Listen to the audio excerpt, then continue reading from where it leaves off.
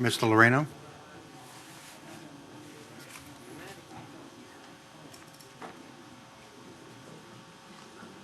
No, I'm gonna take this guy.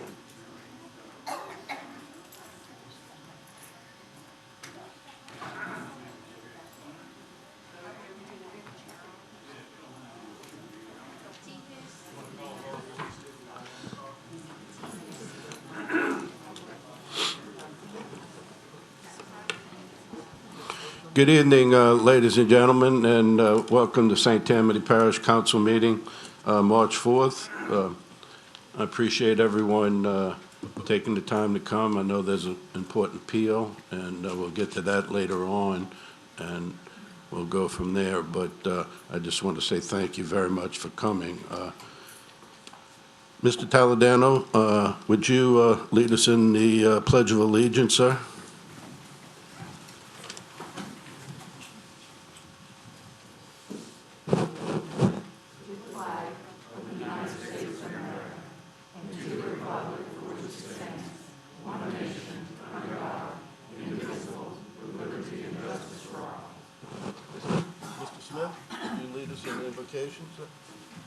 Sure, let us bow. Our eternal Heavenly Father, Thou who dost look upon time from the beginning and until the end as part of Thy eternity, we thank Thee for the many years of our lives. We're grateful to Thee for all of the blessings that Thou hast bestowed upon us during these years. We acknowledge that all life comes from Thee and that it shall return to Thee in Thine own good time.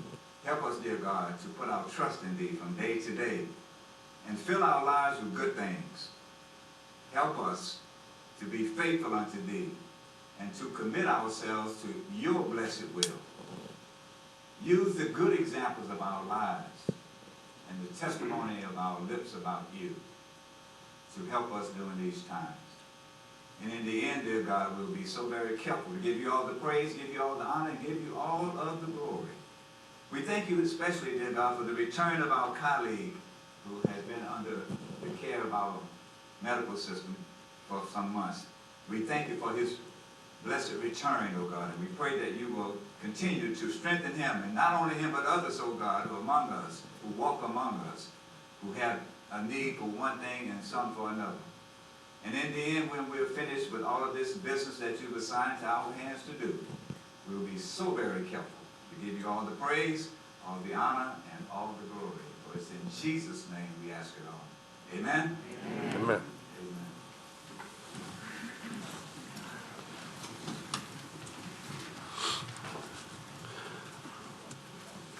Madam Clerk, would you call the roll, please? Mr. Dean? Here. Mr. Fitzgerald? Here. Ms. Casabon? Here. Mr. Loreno? Here. Mr. Taladano? Happy to say more than you know, present. Ms. Tanner? Mr. Davis? Here. Mr. Canulet? Here. Mr. Mike Smith? Here. Ms. O'Brien? Here. Mr. Stefanzik? Mr. Bender? Here. Mr. Airy? Here. And Mr. T.J. Smith? Here. We have a quorum. Thank you, ma'am. Before we get started, Mr. Taladano, do you remember how to operate the machine there before we get started? If there's any problem, Mr. Bender will reach over and help you. But on a serious note, a very serious note, on behalf of the council, I'm very, very honored to say welcome back and thank you very much.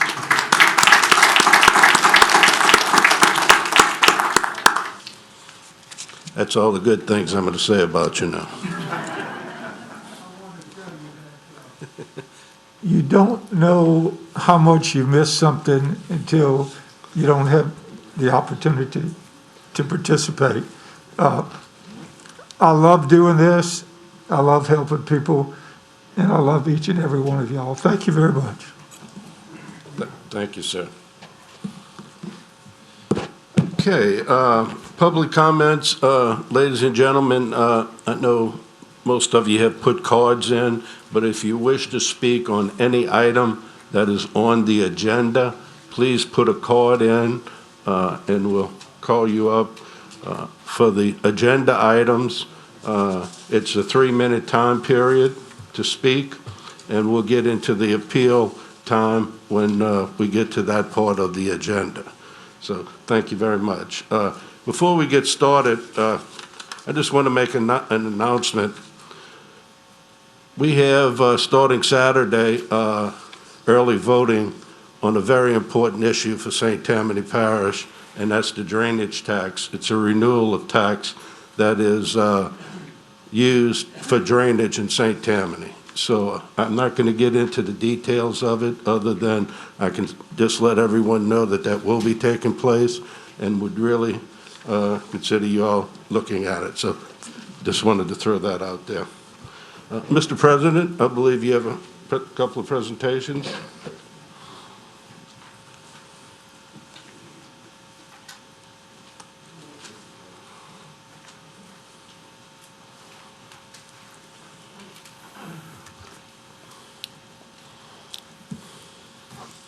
Allow me to remove my mask as I address the council this evening. And I too want to acknowledge the return of Mr. Riker Toledano, Councilman, to join us this evening in the participation of this meeting. We miss you, and we wish you Godspeed. Thank you. I'm honored this evening, as I do every month, to issue a proclamation for the Employee of the Month for St. Tammany Parish government. And with me here this evening is Tanya Hill of the Community Action Agency.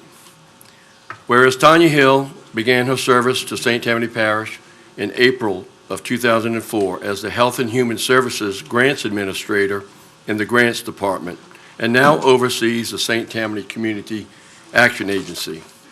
And whereas she trains and supervises 9 employees who work directly with citizens who find themselves in need of assistance regarding financing, housing, and other needs. And whereas Tanya goes above and beyond her service to the community by not only providing the short-term need of homeless prevention, but also the guidance for success long-term. And whereas she is a true leader, as seen in her unfailing support and commitment to her employees to always provide them the tools required to effectively perform their jobs to serve our community. And whereas Tanya Hill is an overall outstanding employee, performs her duties in an exemplary manner, and is dedicated and committed to serving the citizens of St. Tammany. Now therefore I, Michael B. Cooper, as Parish President of St. Tammany Parish, do hereby recognize the hard work, dedication, and accomplishments of Tanya Hill as Employee of the Month for March 21, and encourage all employees, citizens of St. Tammany Parish to thank her for her contributions and commitment to St. Tammany Parish. Congratulations, Tanya.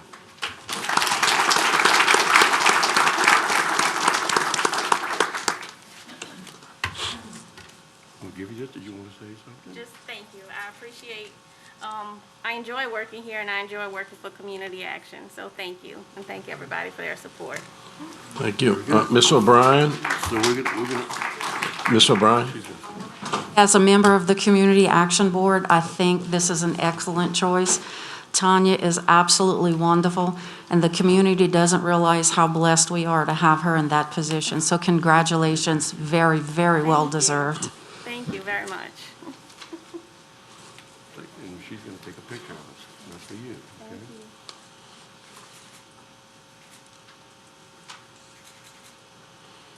Thank you, Tanya. Thank you, Daniel. Thank you, Mike.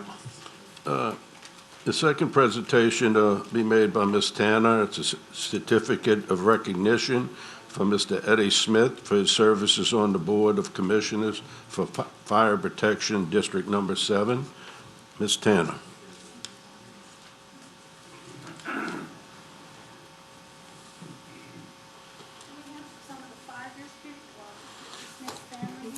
They're going to bring them in, Cheryl.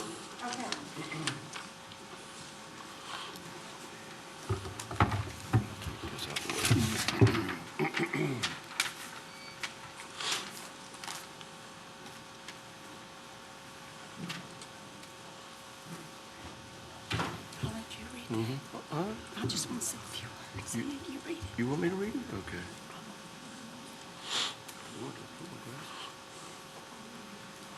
Whoa. Well, hello.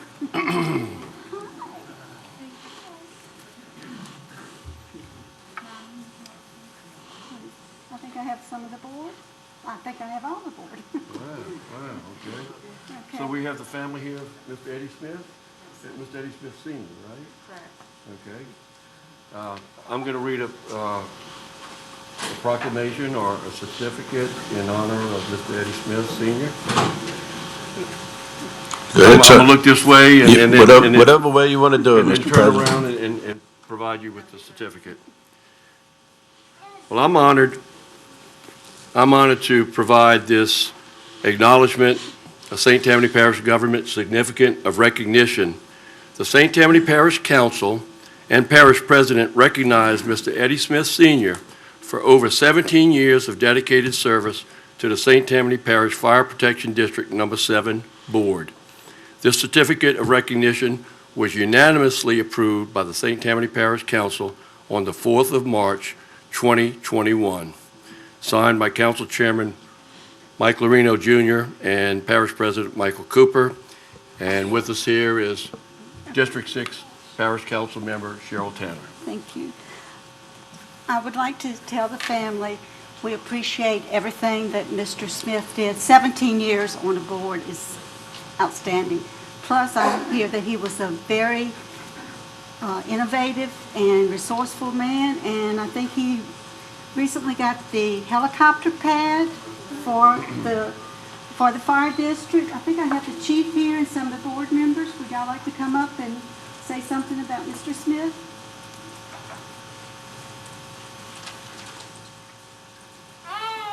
Well, I can say that I've known Mr. Smith for the 8 years that I've been the fire chief, and one thing I can say that he was a very opinionated person, and if he believed that something was right or believed in it, he would fight with every inch of his being to make sure that that happened. And we didn't always agree, but we could always agree that he would always want to do what was best for the fire district. And I couldn't say anything better about any individual. Thank you, Chief. Thank you so much for his service. Do you want to say anything? It's an honor to be here as his daughter. We appreciate y'all doing this. We know he meant a lot to a lot of people, especially to us. But thank y'all very much. Thank you. Thank you all.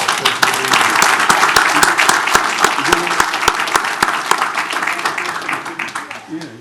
Leave the little ones right in the middle here. And then you can stand there with the certificate. Cheryl, Chief.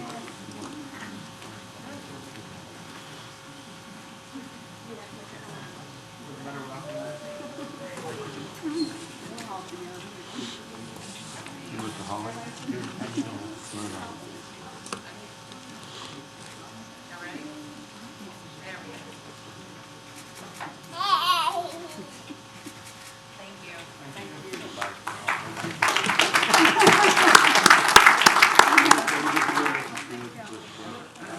I have reappointed the Mr. Office. We need to hear the president's appointment. Right. I know he's well served. Thank you, Commissioner, for the opportunity. Thank you, Cheryl.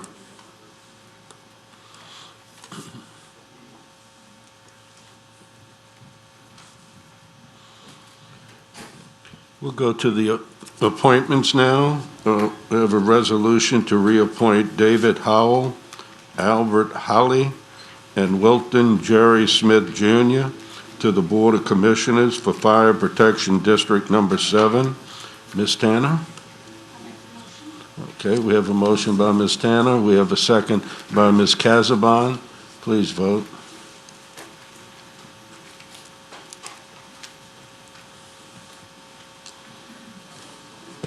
The motion is unanimous with no one absent. Thank you. Number 2, resolution to appoint James Jimmy Davis to replace Marty Dean, resigned on the Board of Commissioners for Communication District Number 1. Is there a motion? Motion by Mr. Airy, second by Mr. Mike Smith. Please vote.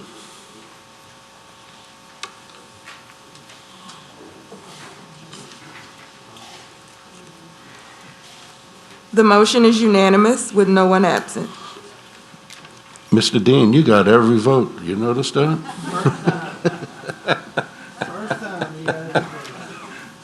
Wow, been here 6 years, I haven't seen that more. Good job. Anyway, number 3, resolution to reappoint Mimi Goodyear Dorset to the Board of Commissioners for the Hospital Service District Number 1. Ms. Tanner? Motion by Ms. Tanner, second by Mr. Jimmy Davis. Please vote.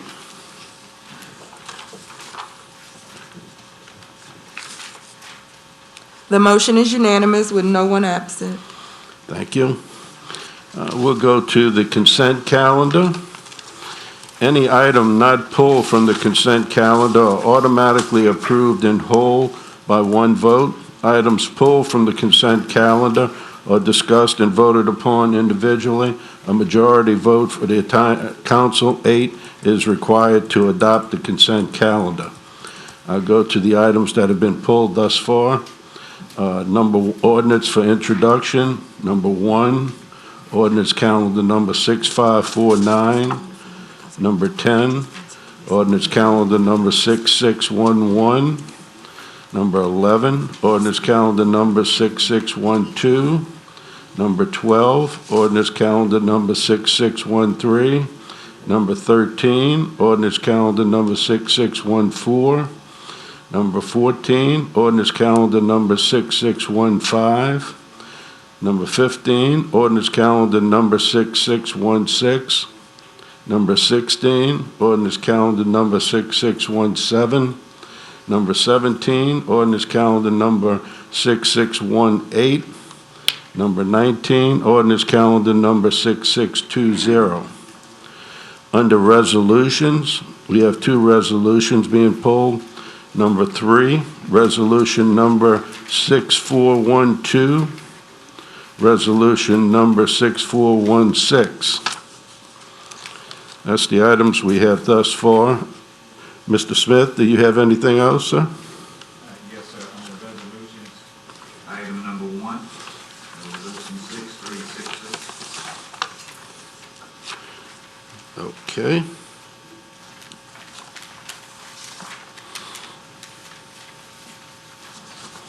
Anything else, sir? Mr. Toledano? None, thank you. Mr. Bender? No, sir. Mr. Canulette? No, sir. Ms. O'Brien? No, sir. Mr. Stefanczyk? No, sir. Mr. Dean? No, sir. Mr. Airy? Mr. Mike Smith? No, sir. Mr. Jimmy Davis? No, sir. Ms. Cheryl? Ms. Casbon? No, sir. Mr. Fitzgerald? No, sir. Thank you. Okay. Is there anything from the administration side, Ms. Hayes, that needs to be pulled? Okay. Anything from legal? No. Does anyone in the audience have any thing that they wish to have pulled? Okay. Seeing none, do I have a motion for all other items on the consent calendar? Motion by Mr. Stefanczyk, second by Ms. O'Brien. Please vote.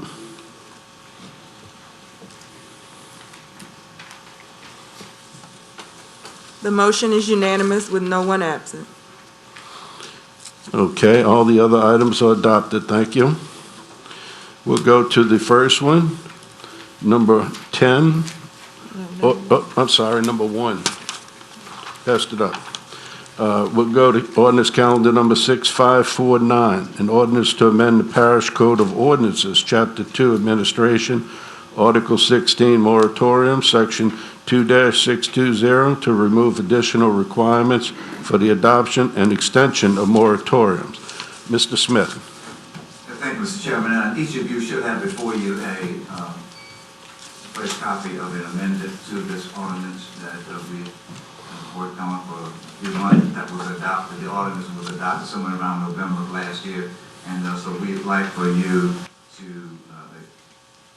to adopt this amended ordinance by way of a motion.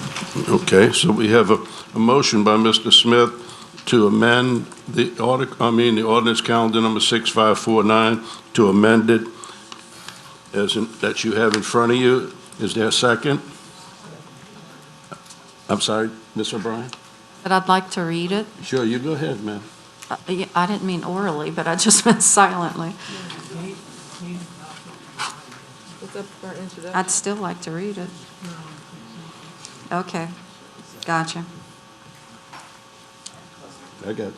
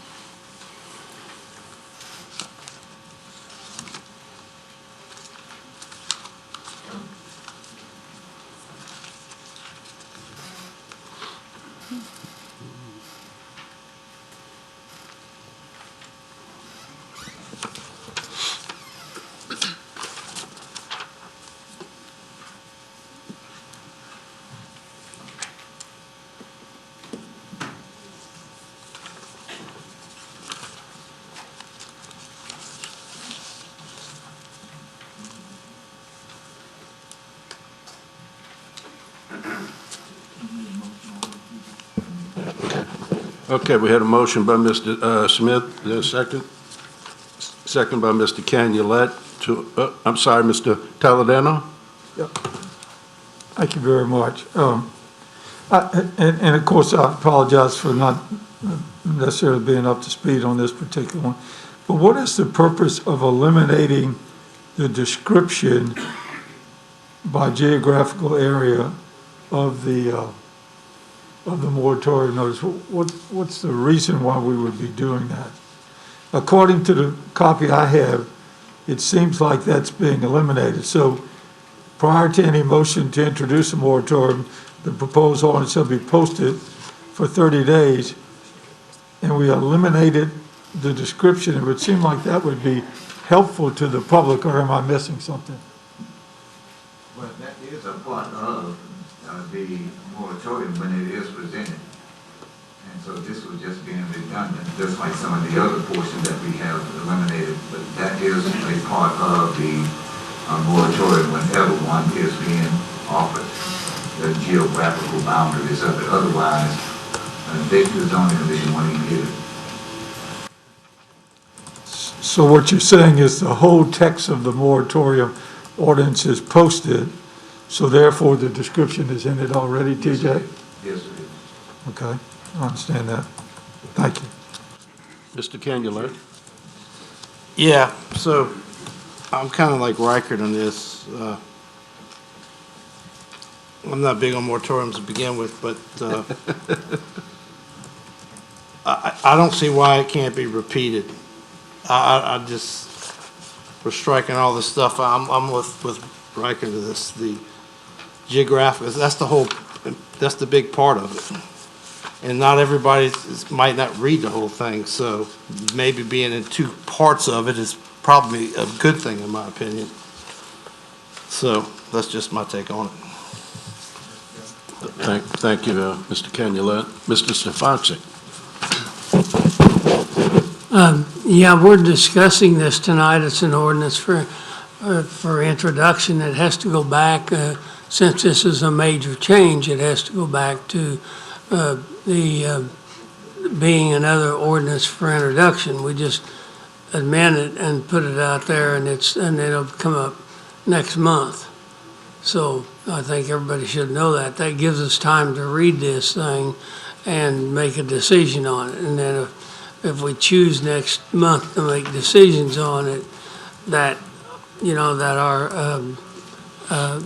of consequences, then what we have to do is again follow through and reintroduce the ordinance until we get it to where we can want to approve it. But we can't vote on this tonight without doing an override and having an emergency reason for doing this, and I don't see how anybody could come up with an emergency here, so. Yes, sir. All we're voting on right now is to amend it, and then if we have a motion to amend it and it passes, then we'll have another motion to introduce it, and then it'll come back next month. Okay, I had a motion by Mr. Smith. I think Mr. Canulet seconded. Okay, I just wanted to make sure. Okay, had a motion and a second. Please vote.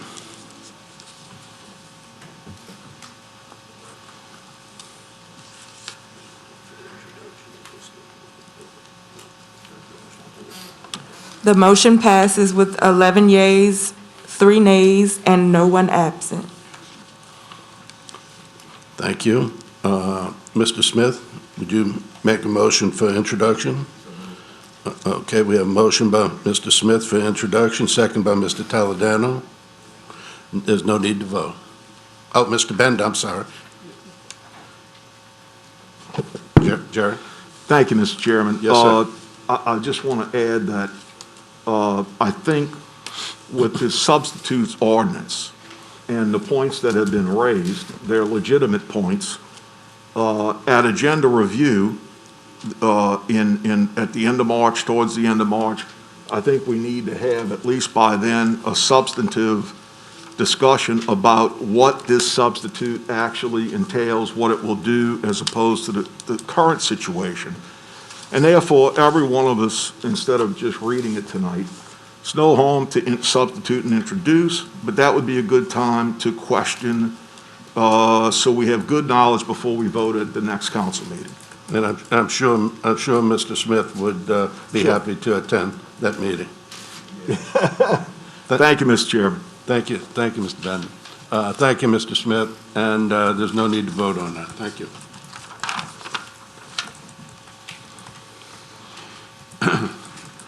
We'll go to number 10, ordinance calendar number 6616, ordinance to amend the 2021 operating budget, amendment number 3. Ms. Long?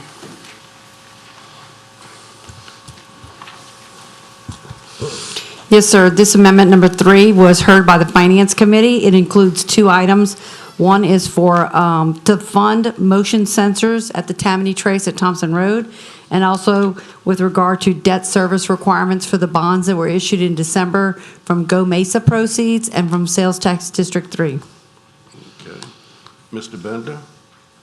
Yes, sir. Are you still on here? Oh, no, sir, I apologize. Okay, thank you. I see staff. Oh, that was you. Okay, all right. So you finished that, Ms. Long? Yes, sir. And items 10 through 17 and 19 were all heard at Finance Committee. Right. Oh, okay. Well, we'll just do them one at a time. Okay, Ms. Yes, Long? sir. Any questions? Seeing no questions, is there a motion? Motion by Mr. Canulet, second by Mr. Bender. Please vote. No vote. No vote, I'm sorry. Yeah. Thank you. I just said that, too. I know. I only go one way, Chris, up and down. Number 11, ordinance calendar number 6612, ordinance to amend the 2021 capital improvement budget and capital assets, amendment number 13, sales tax district 3. Ms. Long? Yes, sir. Yes, This sir. ordinance 6612 is to add one project to the capital improvement plan for Forest Ridge Loop drainage for $25,000. Thank you, Ms. Long. Seeing no motion, motion by Mr. Canulet, second by Mr. Jimmy Davis. Thank you. Number 12, ordinance calendar number 6613, ordinance to amend the 2021 capital improvement budget and capital assets, amendment number 14. Ms. Long, Environmental Services. Environmental Services, this is for a program that's being funded primarily by a grant from EPA for $30,000 with a $14,000 local match for the low-impact water program. It's for guidelines. Thank you. Is there any questions? Seeing no questions, is there a motion and a second? Got a question.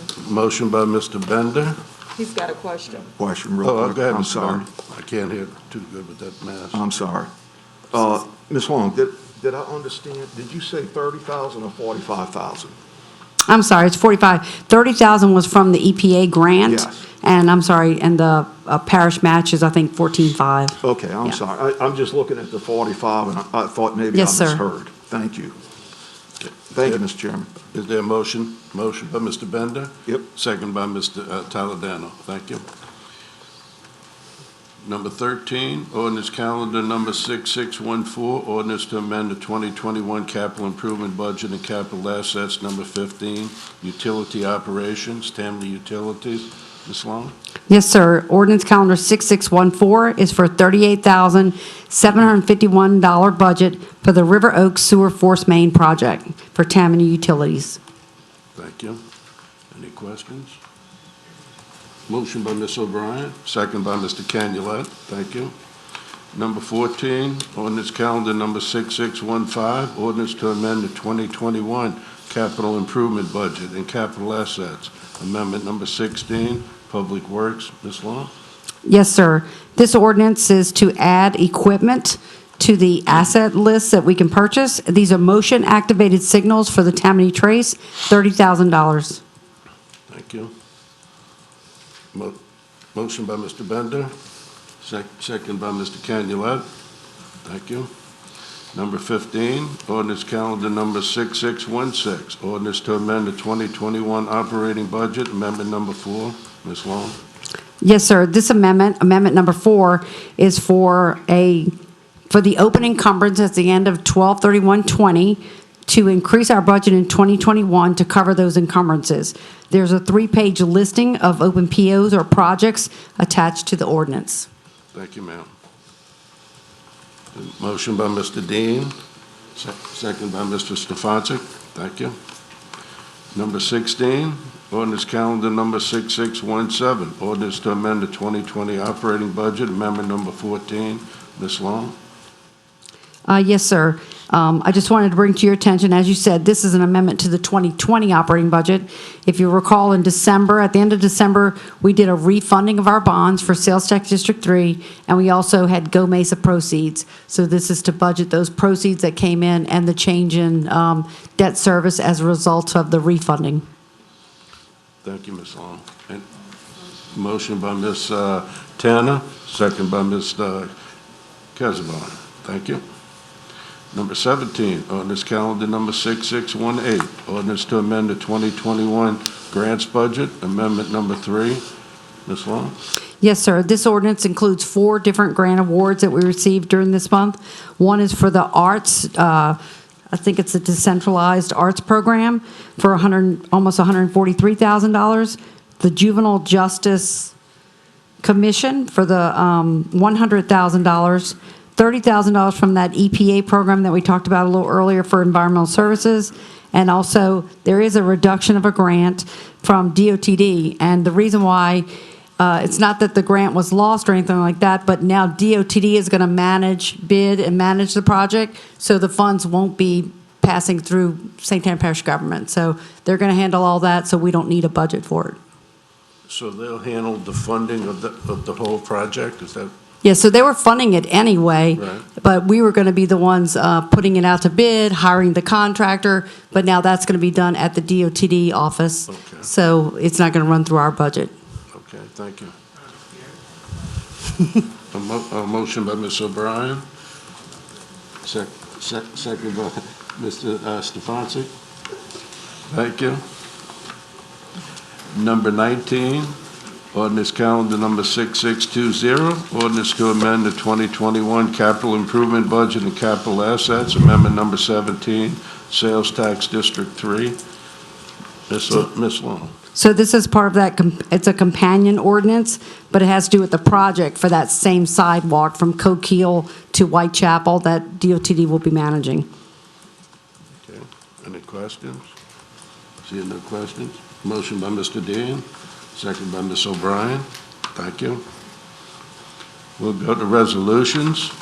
Resolution number 1, CS number C-6366, resolution to vacate in part the 6-month moratorium on the issuance of building or conditional use permits for construction or placements of building structures on property within a portion of unincorporated town of Alton subdivision, specifically 62126 North 16th Street, Ward 9, District 14. Mr. Smith?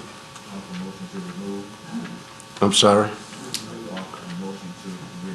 Okay, have a motion to remove. We have a second by Mr. Toledano. Please vote.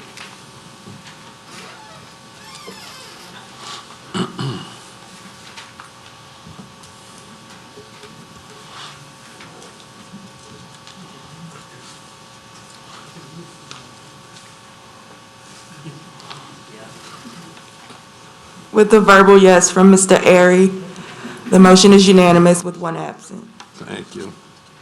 Number 3, Resolution CS number C-6412, a resolution approving the holding of an election in St. Tammany Parish Recreation District number 11, State of Louisiana, on Saturday, October 9th, 2021, to authorize the levy of a special tax therein. Ms. Tanner? Yes, we do. Bond counsel? Good evening. Brennan Black with Foley and Udell. I'm sorry? Brennan Black with Foley. Nice to see you, Mr. You as well. This is just authorizing the Rec District 11 to call an election to renew their O&M millage for an additional 10 year. I believe the board chairman is here. He may be outside as well if you have any questions from him. Okay. Is there any question? No questions? Ms. Tanner? Ms. Tanner made a motion. Is there a second? Ms. Keziban, please vote.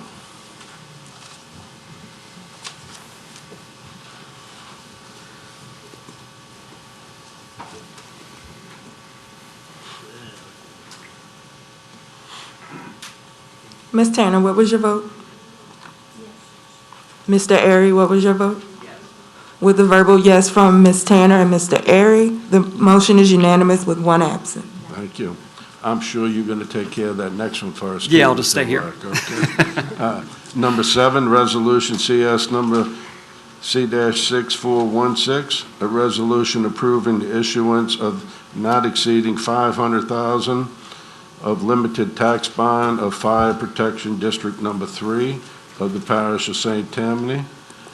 Mr. Black, you want to? Sure. So this would just authorize the district to borrow up to $500,000 secured by its limited tax running through 2029. If you have any questions, Chief Seacard is here to talk about the projects he's looking to finance. Okay, so thank you. Mr. Davis? Yes, this is just a simple a bond request to update their fleet over there in the Lacombe. And I know they got a great bond rate at 2.3%. Is that correct? Yes, I believe that's correct. Excellent. So I'll make a motion to approve. Okay, I have a motion to approve, second by Mr. Mike Smith. Please vote.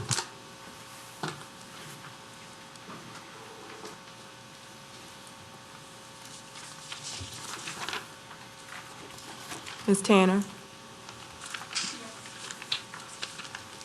The motion is unanimous with no one absent.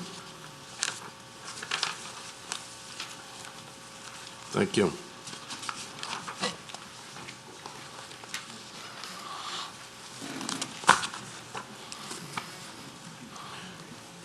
Okay, we'll go to the appeals. Before we go to the appeals, we have a 10-minute break. It's 10, 3, and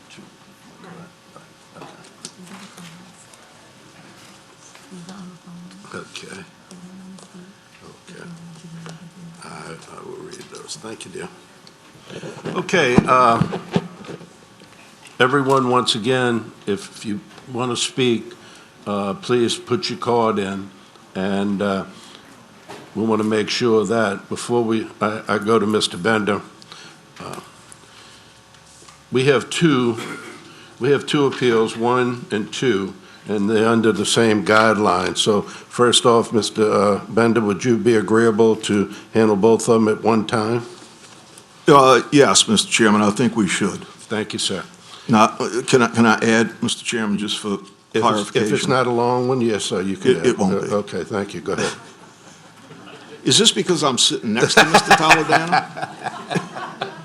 I didn't get picked on until he came back. Well, I'm looking at you. Welcome back, Roger. Obviously, we will make a motion on each one individually, but hear them together. Yes, sir. Thank you. Yes, sir. That was pretty short. Thank you, Jerry. Yeah.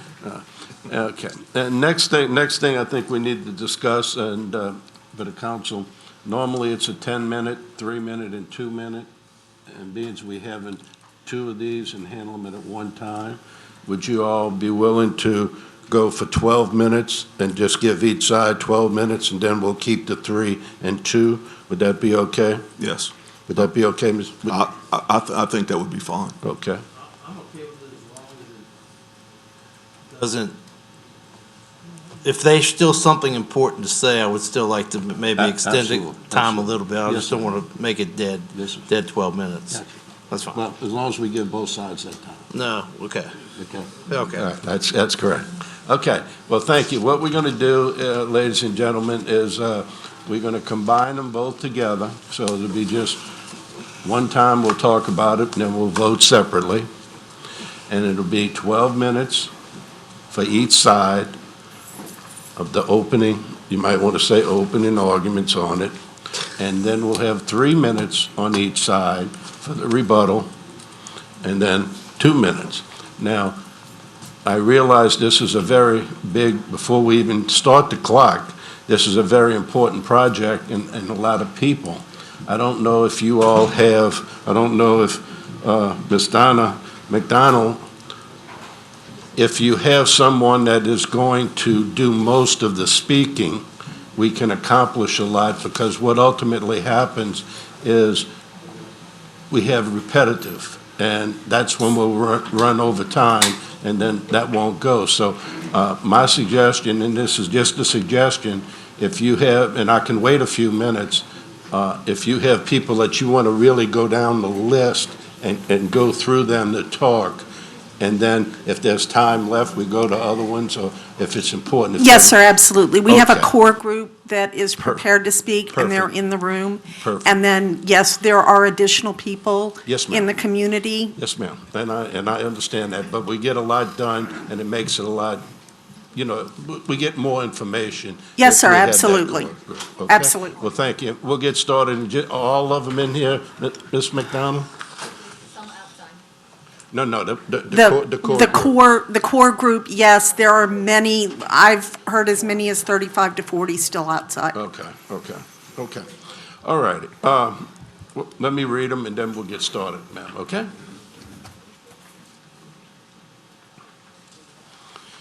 Number 1 of the appeals, Donna P. McDonald, appealing the zoning commission approval on December 1, 2020, to rezone 11.97 acres located on the west side of Carroll Road, south of Devon Drive, and north of Vicassa Street, Slidell, from A-3 Suburban District to A-4 Single Family Residential District.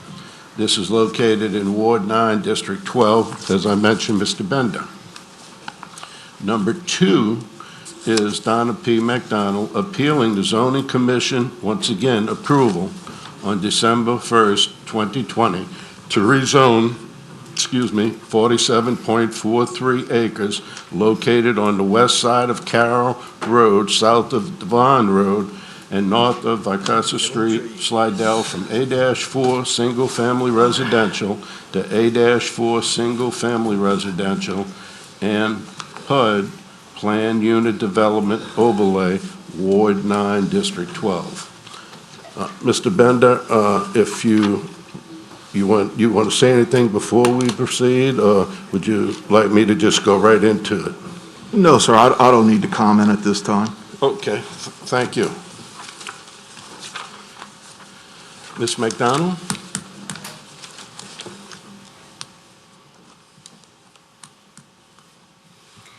Good evening, ladies and gentlemen. My name is Donna McDonald. I live at 35075 Oak Ridge Avenue.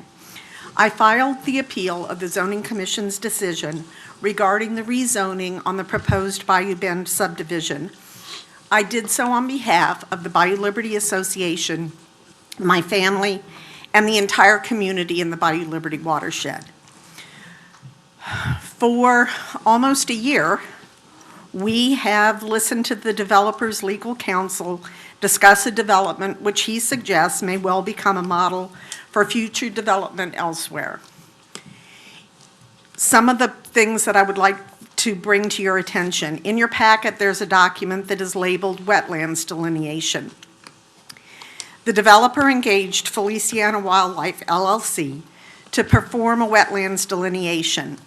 At our request, local professional wetlands advisors reviewed the study, and these experts expressed multiple concerns about it. The developer underscores that his rezoning petitions are not increasing density on the property. Considering the long, irregular, and very narrow shape of this approximately 47-acre parcel, we do not believe that the developer can configure 95 home sites under its current A3 zoning. The most recent plot plan specifies 89 home sites, assuming their success in achieving the A4 rezoning with a PUD overlay this evening. We believe that this is all about finances and maximizing profits for the developer. Clustering the streets, the home sites, and the sewage treatment facility on the eastern half of the property simply is less expensive. Apparently, the recreation area around the ponds meets the PUD guidelines for allowing reduced lot sizes by providing increased recreational benefits to the residents of the subdivision and to the surrounding area. We do not believe that the project will provide increased benefits to the surrounding area, and I question the recreational value of 2 large ponds on the west end of the parcel.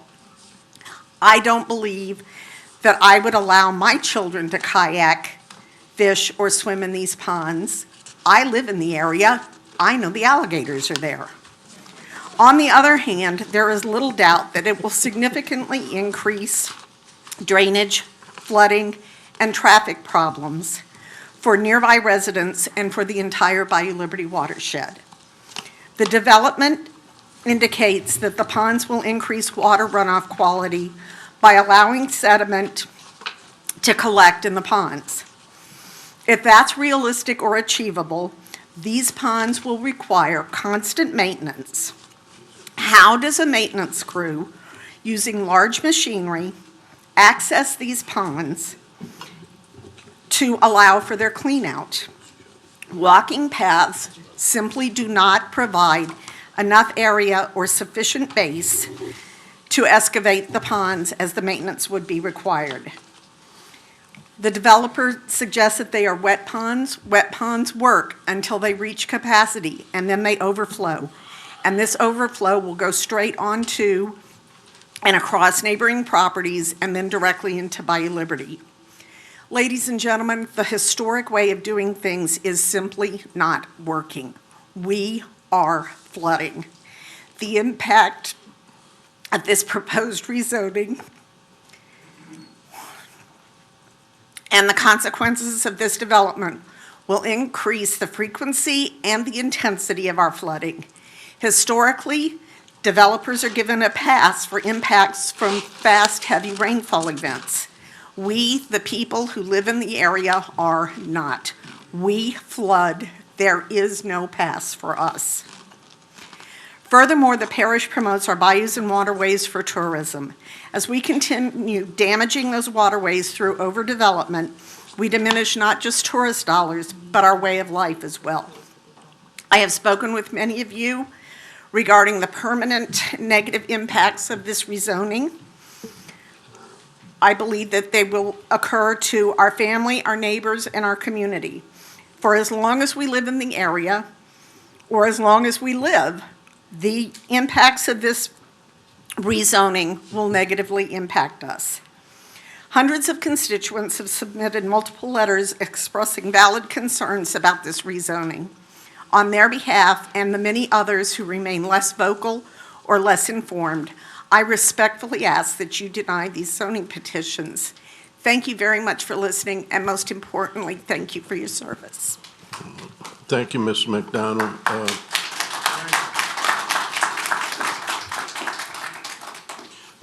Thank you. Before you get started, sir, I just want to say one thing. I don't know who prepared this book. Might have been Miss McDonald or somebody, but I have never seen one that this detailed. Okay, since I've been sitting around here. Thank you. I just had to say that. But anyway, please say your name and just watch the clock up there behind you. Sure. And share. Good evening, council members. I'm Dean Bedecker, and I'm speaking on behalf of the Hermadale Carolyn Park Residents Association. We have 120 members representing 400 homes adjoining West Hall Avenue. While St. Tammany Parish will enjoy the tax benefits of this project, residents of Slidell in adjoining areas will be left holding the bag in terms of traffic and flooding. This project will add 200 cars per day to Carroll Road and West Hall Avenue. Even today, at the lights at the corner of Carroll Road and West Gauze, easily 20 to 25 cars are backed up. And the same thing happens at the corner of West Hall Avenue and Front Street. This project will pave over 20 acres of green fields with concrete and asphalt, thereby increasing runoff. All the homes in Hermadale and Carolyn Park are on a slab. It doesn't, and our sewage is gravity fed. It doesn't take much rain or runoff for the streets and home to flood and for the sewers to back up. For these reasons, I urge the council to vote no on rezoning. Thank you. Thank you, sir.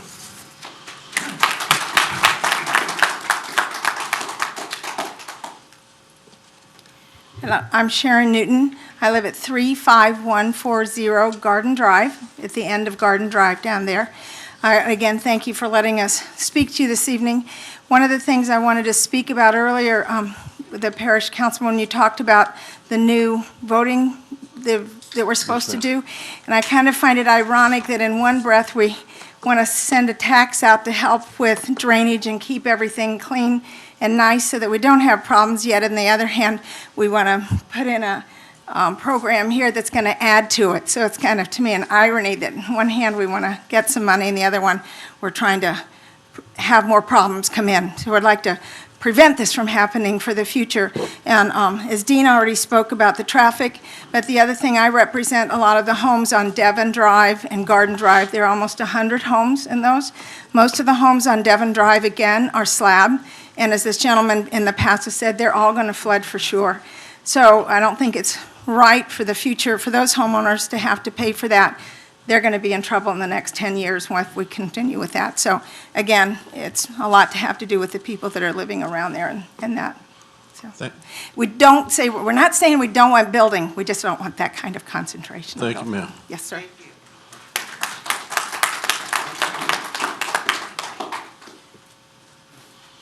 My name's Kevin McDonald. I'm sorry. What's your name? Kevin McDonald. Thank you, Kevin. 35075 Oak Ridge Avenue. I think, honestly, I'm probably more impacted. The Vioscas and myself are more impacted by this development than anybody. It flows through our properties. I would like all of you to consider that the bayou, according to the Corps of Engineers, reached its capacity for storm runoff 30 years ago. And we all know how much more development's been put in. DEQ now, as far as I can read and tell, requires to have a negative impact. In other words, this treatment plant they put in will have to take in another, improve the sewage runoff from adjacent properties or however you do it to run off. The runoff has to be better than what's going in now. traffic on the Bayou Liberty Road, you've heard about that. The Vyaskes brought this up to me. What impact does it have on us, and what rights do we have? It flows through roughly 4,000 feet of my property, across their property, onto mine, all in man-made ditches. I don't know what rights I have, if any, but a question that, you know, what I can do. I have no idea. But thank you. Thank you, sir.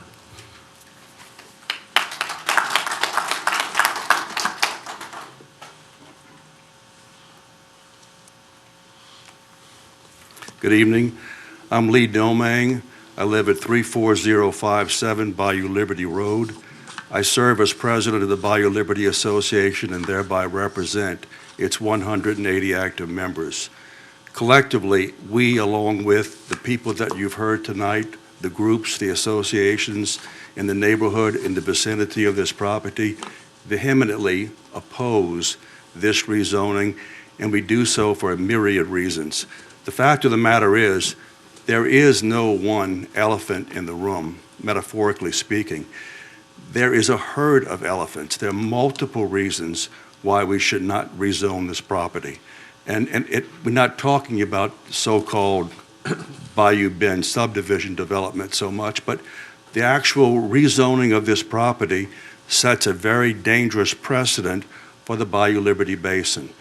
The fact of the matter is, this parcel of land goes from the east side on Carroll Road, and it's a very narrow, irregular, rectangular piece that goes to the banks of Bayou Liberty. Indisputably, this is a very sensitive area. We need to preserve that area for less dense development. What the developer's representative will say is that the A4, partial A4, PUD overall rezoning will improve their ability to use that property and use it for the benefit of all. That absolutely is smoke and mirrors. That does not exist. That will not happen.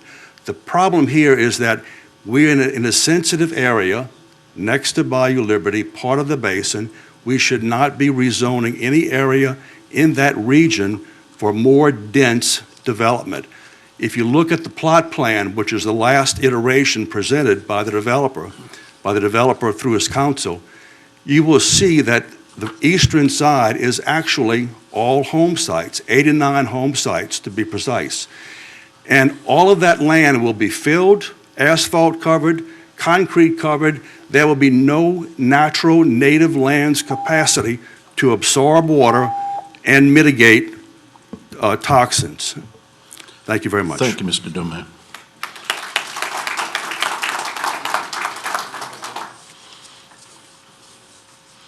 I still have, I'm just going to go ahead and call these, and we listen to everybody, so we don't have to, go over the same thing. So if Joshua, Mr. Joshua? Yes, sir. Okay, so, correct me if I'm wrong, our 12 minutes for the speakers are up. Yes, sir. Okay. Wouldn't we want to go to Mr. Shane to hear his presentation and save rebuttal time for the Bayou Liberty people to be able to rebut what Mr. Shane says, and Mr. Shane be able to rebut what they say? I totally agree, but I don't think they're going to be able to rebut in 3 minutes, but I'm okay with that. So yes, sir. That was kind of what I'm talking about. They all should have 20 minutes to begin with. We still got 8 minutes to play with. They all came out here. I'd like to at least, let's get them in here and see what they got to say, and then we'll give the other side the same amount of time, whatever it adds up to, no longer to go for 20 minutes. Mr. Chairman. Yes? I'd like to add. I wish y'all were on the same side of We the might be, aisle. we might not agree on this. But anyway, go ahead, Mr. Bender. No. I don't disagree with Mr. Canulet. I'm fine with giving both sides an equal number of minutes, whatever that might be. However, we have never had an appeal where rebuttal time is used prior to hearing from the other side. I'm not saying use the rebuttal time, Mr. Bender. Well, what time are we going to use? No, well, that's what I'm getting ready to say. Oh, okay. I feel like we should put a few more minutes because that's what I'm talking about. I'll make I'm that not saying motion. using the rebuttal time I at all. apologize. Okay. I'm going to put 5 minutes back, and I'm going to give the other side 17 minutes. Okay. But what I'd like to do is the remainder of the residents that want to speak, that I have in my hand, please come up and watch the clock and be mindful for your fellow petitioners, okay? That's all I'm going to ask. Would you Mr. put Chairman, 5 I'm sorry for trying to read your mind. Well, that's absolutely, that's very hard for anybody. But anyway, would you put 5 minutes back on the clock for me? And Mr. Shane, you'll have 17, sir. Mr. Joshua Brum, is Joshua in here? Okay, well, if Joshua's outside, please come in. Miss Laura? Miss Laura, yes, ma'am. Michelle, is Joshua out there? Please have him come in, please. Miss Laura, just be mindful of the time, please, and make it fast. That's the best I can do, okay? Good evening. I'm here today in opposition to the rezoning petitions. The reasons are clear and simple. In a few hours' time, I've taken photographs of 124 abandoned houses in the area. Realtor.com states out of 700 houses for sale in Slidell right now, 148 of them are in the 70460 zip code. There are also 169 parcels of land for sale in the 70460 zip code. The area in question, you've heard floods, the traffic's terrible. We need revitalization. We don't need projects like this from out of town. Thank you, ma'am. Thank you. Miss Joshua?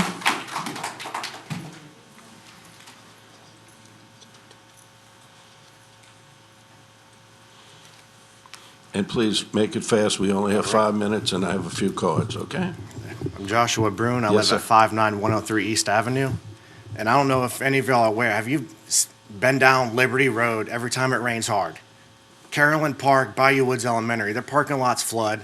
My house flood, my garage floods every time it rains. Where's this water gonna go? The ditches are not being maintained. Every month I'm pulling a couch out of the ditch behind Bayou Woods Elementary. Everyone dumps their mattresses there. You can't build on these lands that the water needs to flow. It's gonna flood everybody's houses. Thank you, Josh. Reverend Wood, Reverend?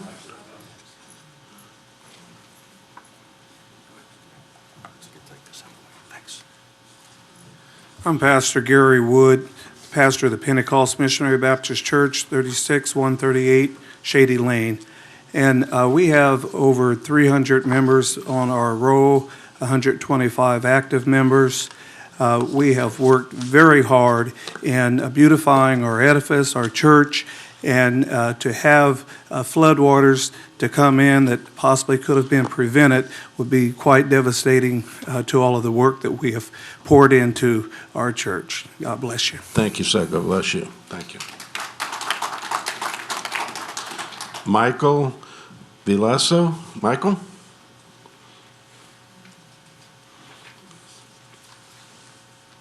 I'm Michael Villavasso, 34514 Highway 433. I'm strictly against this project. One of my biggest concerns is this sewer treatment plant. Once this sewer treatment plant is built, they're gone. Who's going to maintain it? Who's going to take care of it? Who's going to follow the rules and regulations? Also, there's no infrastructure in place for high traffic volume, in and out, back and forth. The roads currently cannot manage the amount of traffic now, either on Carroll Road, everywhere. So nothing has been addressed. Also, water runoff. Once you pave it, it's going to run off.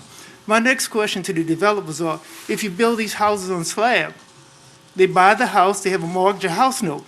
Now, what about their flood insurance? Flood insurance is astronomical right now. And these new people that you're going to sell houses to, what will their insurance rate be? Then they're shafted, high note, high insurance, and everything else. My main concern is the pollution of the flood coming into the area with a sewage treatment plant that nobody's going to maintain after the developers are gone. The flooding, everything. I'm strictly against it. Thank you for your time. Thank you, sir. Mr. Alex Gonzalez? Yes, I live at 35350 Highway 433 next to St. Genevieve's Annex and School Building. I have 10 acres right there where I reside. The canal actually runs through my property. I own 25 feet on the other side. My neighbor, Miss Barber, right there. There's a lot of older people with this COVID thing that are not coming out. That is a tight-knit community back there. I would appreciate if y'all would consider in not passing this because it is a way of life. That is a scenic part of Slidell and preserving that quality of life that is back there, even though it does flood. But there's been times where I've gone to a funeral, at Hanukkah funeral, which everybody's probably been a Hanukkah funeral home, where Carroll Road has been blocked off due to flooding, where that development is going. Thank I'd you, like sir. to stick. Thank you. Kathy DeMont? Okay, thank you, Kathy. You had them on both of them, huh? Okay, we have two people on the phone. Can we get Mr. Richard Wallet and Teresa Wallet on the phone?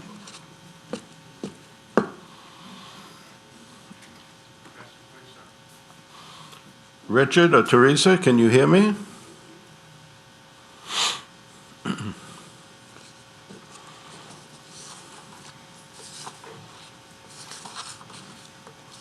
Richard or Teresa, can you hear me?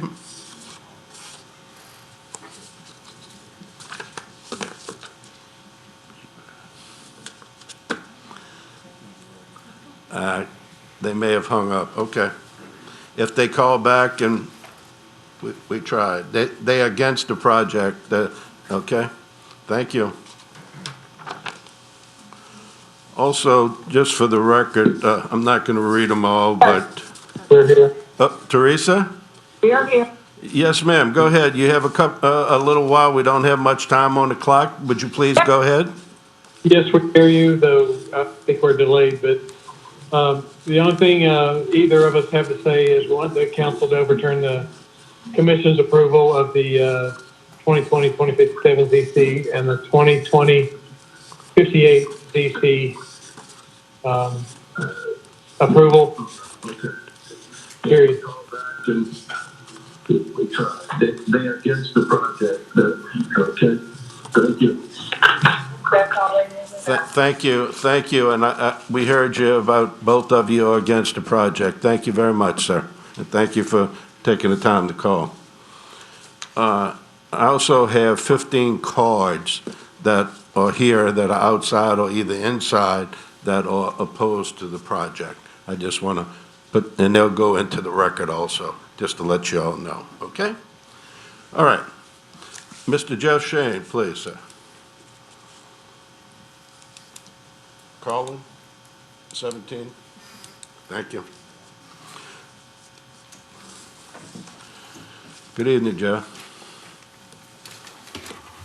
Good evening, Mr. Chair and Honorable Council. Jeff Shane of the Jones Fussell Law Firm at P.O. Box 1810 in Covington, and I represent CKB Development, which is not only the proposed developer of Bayou Bend subdivision, but also the owner of this 47.5 acre property. We appreciate the opportunity to speak concerning our view of what this case is all about. And I would suggest to you that the case before you this evening is a land use case coming from your zoning commission. It is not a planning case that comes to you on appeal from the planning commission. It's about the change of the underlying zoning of the property, which is currently A3. It is a request to rezone only 25% of the 47.5 acres to A4. And it is also a request to develop the property as a planned unit development pursuant to the plan that is seen before you. We also would like to think that it is an imaginative and detailed plan of development that incorporates the type of progressive features that you would look for in modern-day development. Real green space, real drainage facilities, the opportunity for neighbors to have community life within their subdivision if they care to do so, and the opportunity for people to buy new homes in this region, which really does not have a lot of new home opportunities in this particular corridor. This case is not about wetlands. It's not about drainage studies. It's not about traffic studies. It's not about sewer and water plants. It's not about the quality of effluent that goes into the bayou. And in some respects, it is not about the perceived inconveniences that might be occasioned by others as a result of the development. All of the things I said that this case is not about means that it is not appropriate for these items to be measured as a legal standard when you look at a zoning case. They're very, very important factors as it relates to the development of a piece of property. And as I've said to you before, there is a time and a place to measure by standards that you have created in the code each and every concern that's been voiced by the opposition this evening. I would now like to share with you what I think is the story of Bayou Bend. If you would take a look at the fact sheet that I've handed you this evening. Hopefully it's right behind the letter in your packet. This is a case that's gone to the Zoning Commission not once, but twice. And it comes to you this evening after, in my view, a very resounding 8-3 recommendation that the PUD be not only considered, but be approved by this council. With regard to the zoning change, the underlying zoning change of 25% to A4, I would suggest to you that a primary consideration is compatibility. Take a look at the first map in your packet and it'll be easy to find the red.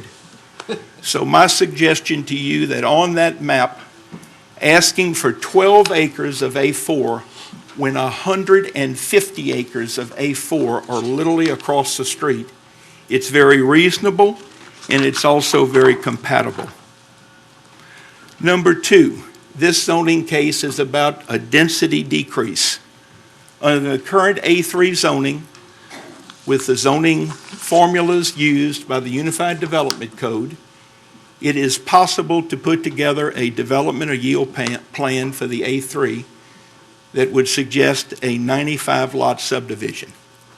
We have specifically selected 89 lots with this PUD so that we're actually less than the current zoning would allow if in fact developed pursuant to a maximum yield plan. If you take a look at a comparison of the first plan that the Zoning Commission denied by a vote of 3-8, you'll see that we've diminished the number of units from 140 to 89. You will see that the density figure is now below 2 units per acre, and 2 units per acre is the standard for A3. We're now at 1.88. The initial plan had predominantly 50-foot wide lots. The lots in this subdivision are now predominantly 65 feet wide. With regard to green space, your code would require 11.86 acres. This PUD plan provides 19 acres, more than 60% in excess of code requirement. This project will have central sewer through a community system, and many in the area do not have the benefit of community sewer. This project will have a central water system, and many in the area do not have the benefit of a central water system.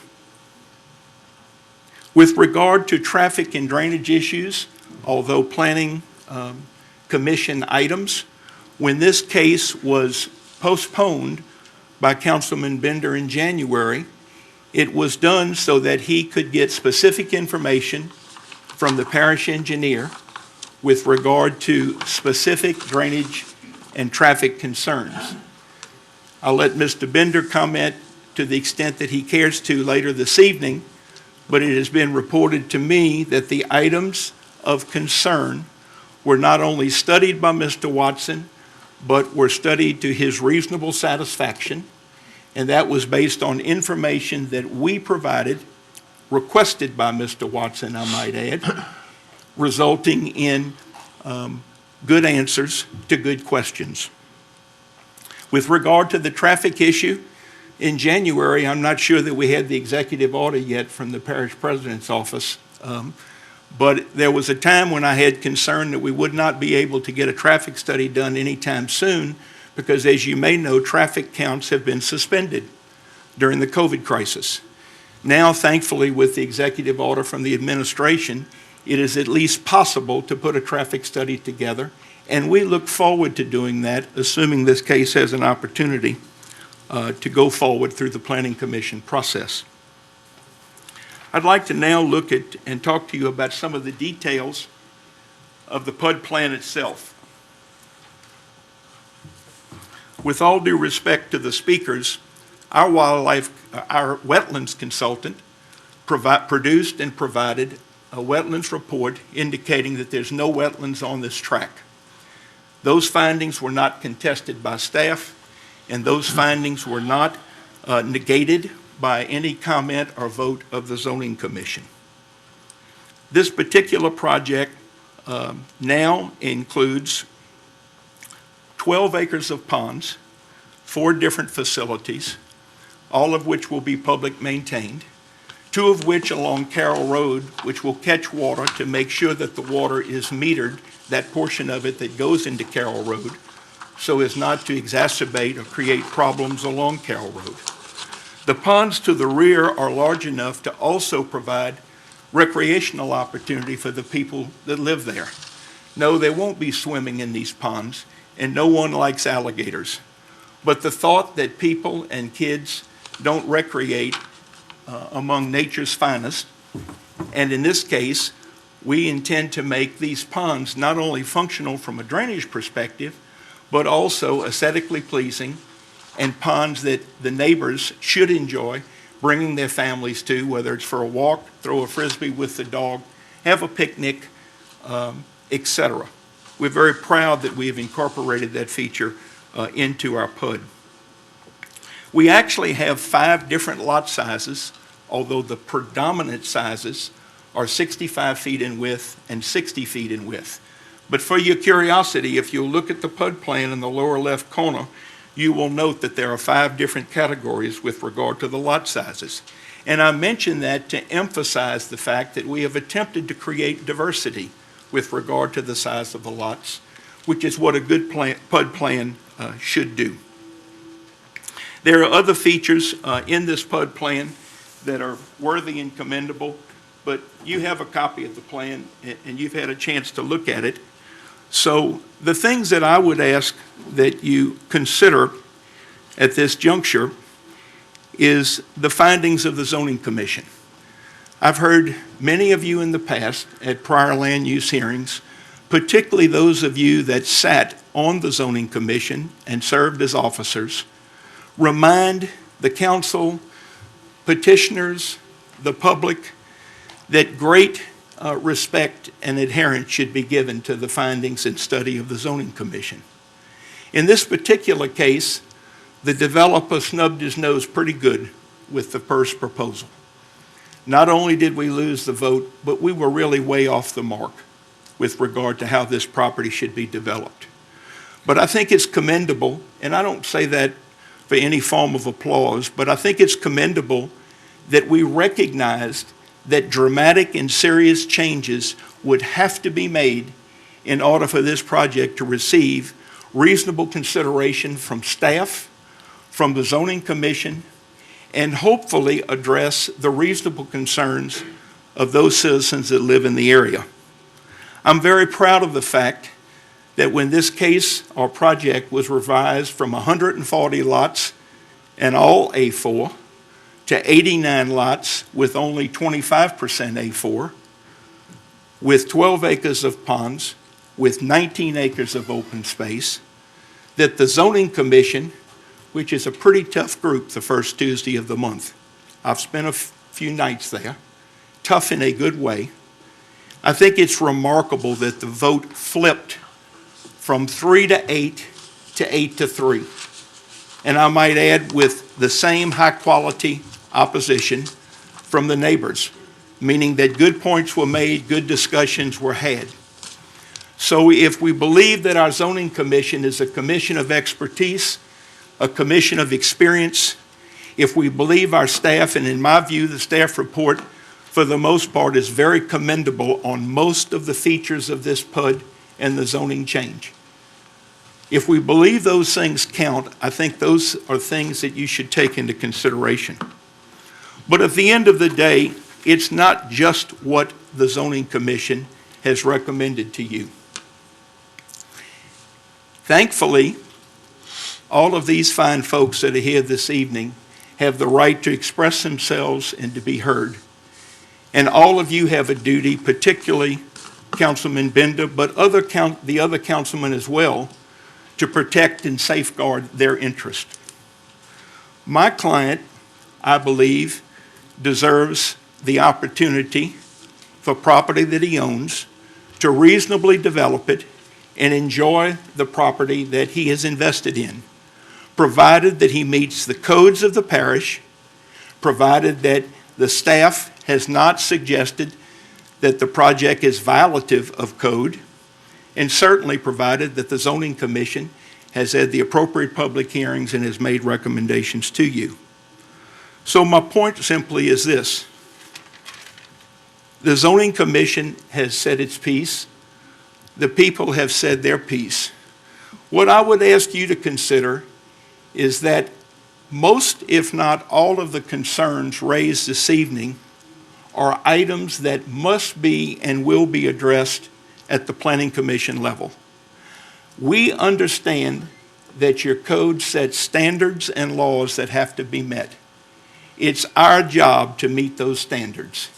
And if we don't, we understand that a shovel will never get in the ground.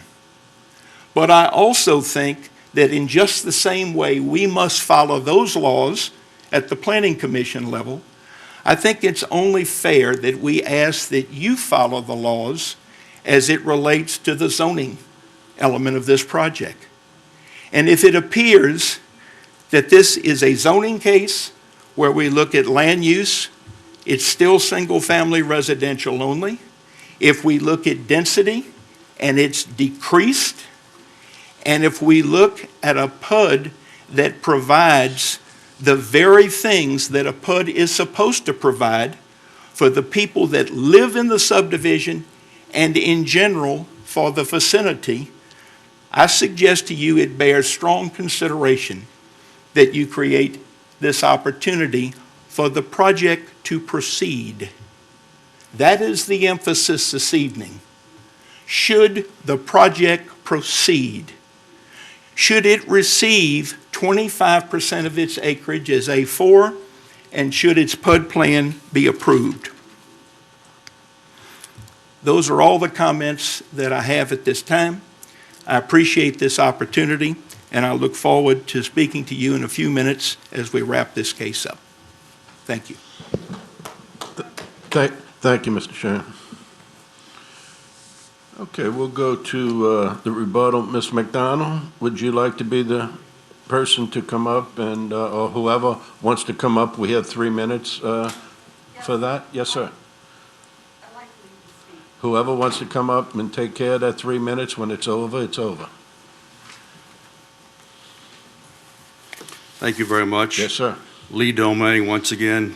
I don't think I have to repeat my address. No, you go ahead, Mr. Domingue. Anyway, Just a couple of rebuttal comments here. The truth of the matter is regarding this subdivision, provided this zoning does get approved, it doesn't matter whether it's 85 or 90 or 95 home sites.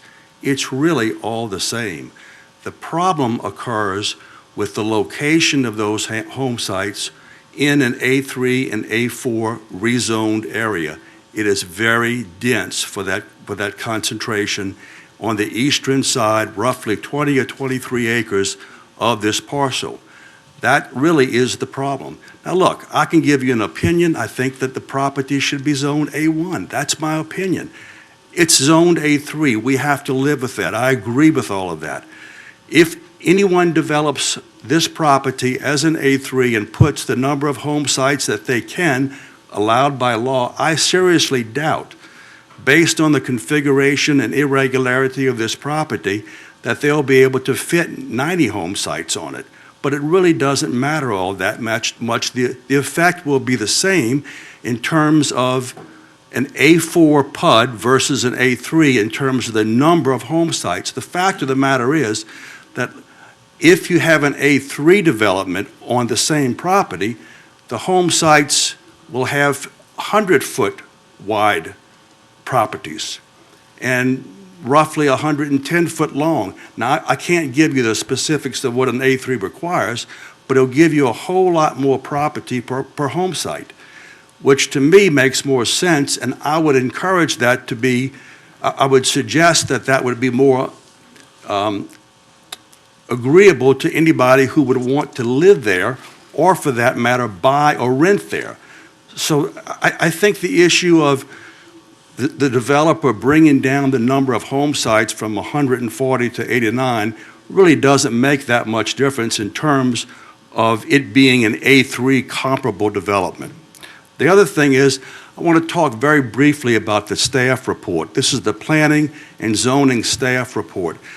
When they initially gave the first iteration of 140 home sites, the planning staff absolutely said they deny it. Everything changed because, and there are good reasons for this to have happened. Now the planning and zoning staff can no longer make a recommendation. They can just present their findings after doing their research. Their research in the most recent iteration, the one that's being presented tonight, recommended or actually stated that if this zoning goes forward, it would be adverse to the local community. Thank you very much. Thank you, sir. Mr. Jeff? Mr. Shane?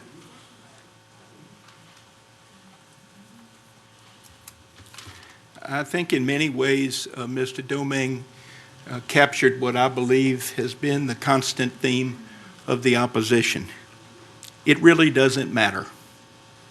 I don't think it would matter to the opposition if it's 140 lots, 89 lots, 49 lots. I don't believe that many of the residents are willing to allow this piece of property to be developed. And I believe that they've made it clear. What I heard the first time I tried this case 12 months ago, roughly 8 months ago, we're not opposed to development. We're not opposed to an A3 development. We know an A3 development could have 95 lots. Well, that was the night I was trying to sell 140 lots. That's the night I broke the speed limit going home. I got beat so bad. It's interesting now, though, at 89 lots, below the 95, we've still got a problem with the development. And we're going to try to turn this zoning case into a planning case and talk about the things where there are standards, but the petitioner is not required to meet the standards at this level. Let me tell you a little more about Bayou Bend. We hope to build homes between 1,600 feet and 2,000 feet. We hope to have price ranges hopefully as low as 160, 170,000, maybe as high as 200 and 210,000. That provides opportunities. It provides opportunities for people to buy new homes, and quite frankly, there aren't many opportunities like that anywhere in this parish, and certainly not in this particular region. I said earlier that I represent CKB Development and Mr. Kyle Bratton sitting with me. But I speak on behalf of the business and construction industry that provide goods and services to developments like this. Many, many people that make a living. I also speak for the prospective homeowners that would have an opportunity to enjoy the American dream of buying and owning a home at reasonable and affordable prices. For young people, for educators, for nurses, for lots of people, policemen, firemen, you name it. The silent majority of this parish. I think it's time for a change in St. Tammany Parish. I don't think it's always necessary to have subdivisions that only provide opportunity for those that have more. I would like you to provide an opportunity for all of the people of St. Tammany Parish to own a home in Bayou Bend. Thank you for your time. Thank you, Jeff. Okay, that takes care of the opening and rebuttal. Mr. Bender, do you want me to ask any councilman to go ahead of you if they wish to speak, or? That would be fine, Mr. Chairman. Okay, thank you. Anybody has any questions for either side at this time? Okay, Mr. Davis. Thank you. Yeah, Jeff?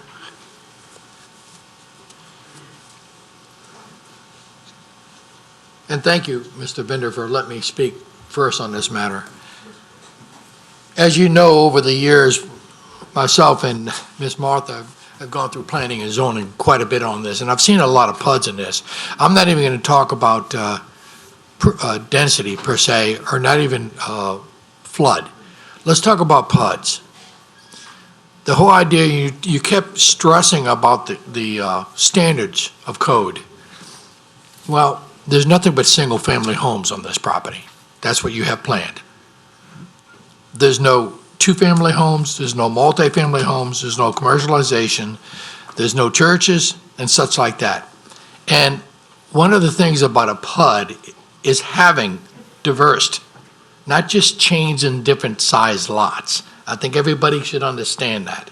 You know, to go from a 65-foot lot to a 70-foot lot is not really a diversity. It's just a change of lot size.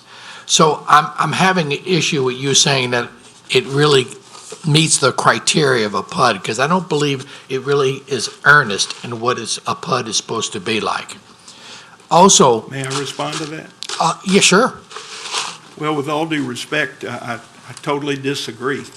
There's no requirement in the PUD that you have multi-use, multiple types of residential or other forms of use.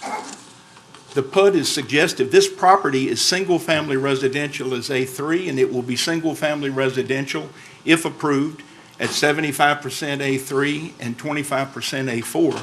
But the suggestion that it's deficient as a PUD because it doesn't have multifamily, and if I heard you correctly, and I think that's the word I heard, I don't want there to be any suggestion. This PUD is code compliant, and you should know that from the years that you sat Right, on the zoning but you commission. believe it meets the criteria of having a diverse planned urban development, and people can go from one place to another and do different things besides just going from one house to another? That's what I'm asking. Yes, sir, absolutely. Let's talk about the particulars of it. And I'm sure you have a plan in front of you. Yes, and I've reviewed it quite a few times. And There- as an example, I don't want to get into an argument with you, No, but sir, as but- an example, your Tammany project is outstanding. Yes, sir. That's a PUD. Right. What's the difference?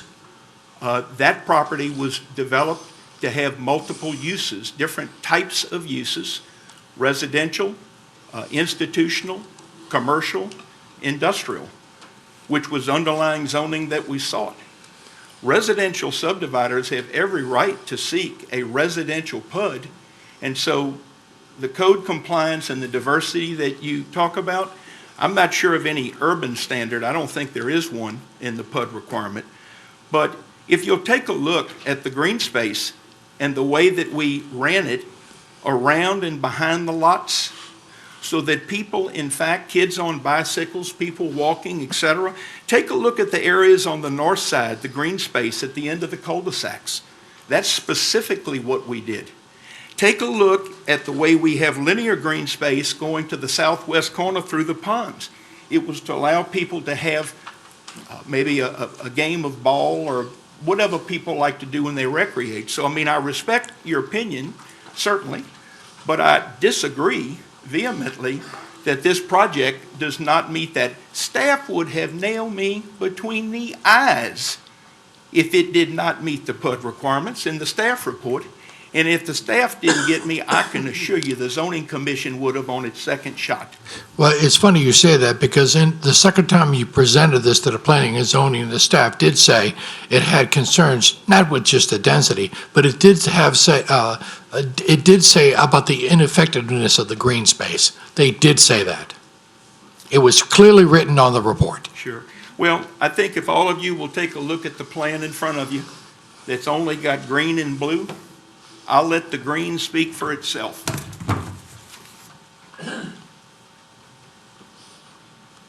The green is green space and A3, the lots that are A3. And I understand that, because that most of that green in the green space you have is in A8 flood zone.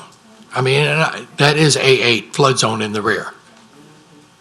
I didn't say that it wasn't. Okay, but I mean, I'm just trying to let everybody know here, But that's what's happening. But that's to focus, though, on why this PUD plan is good, because the developed areas are in the upper lands. Let's look at the flood zones where the homes are.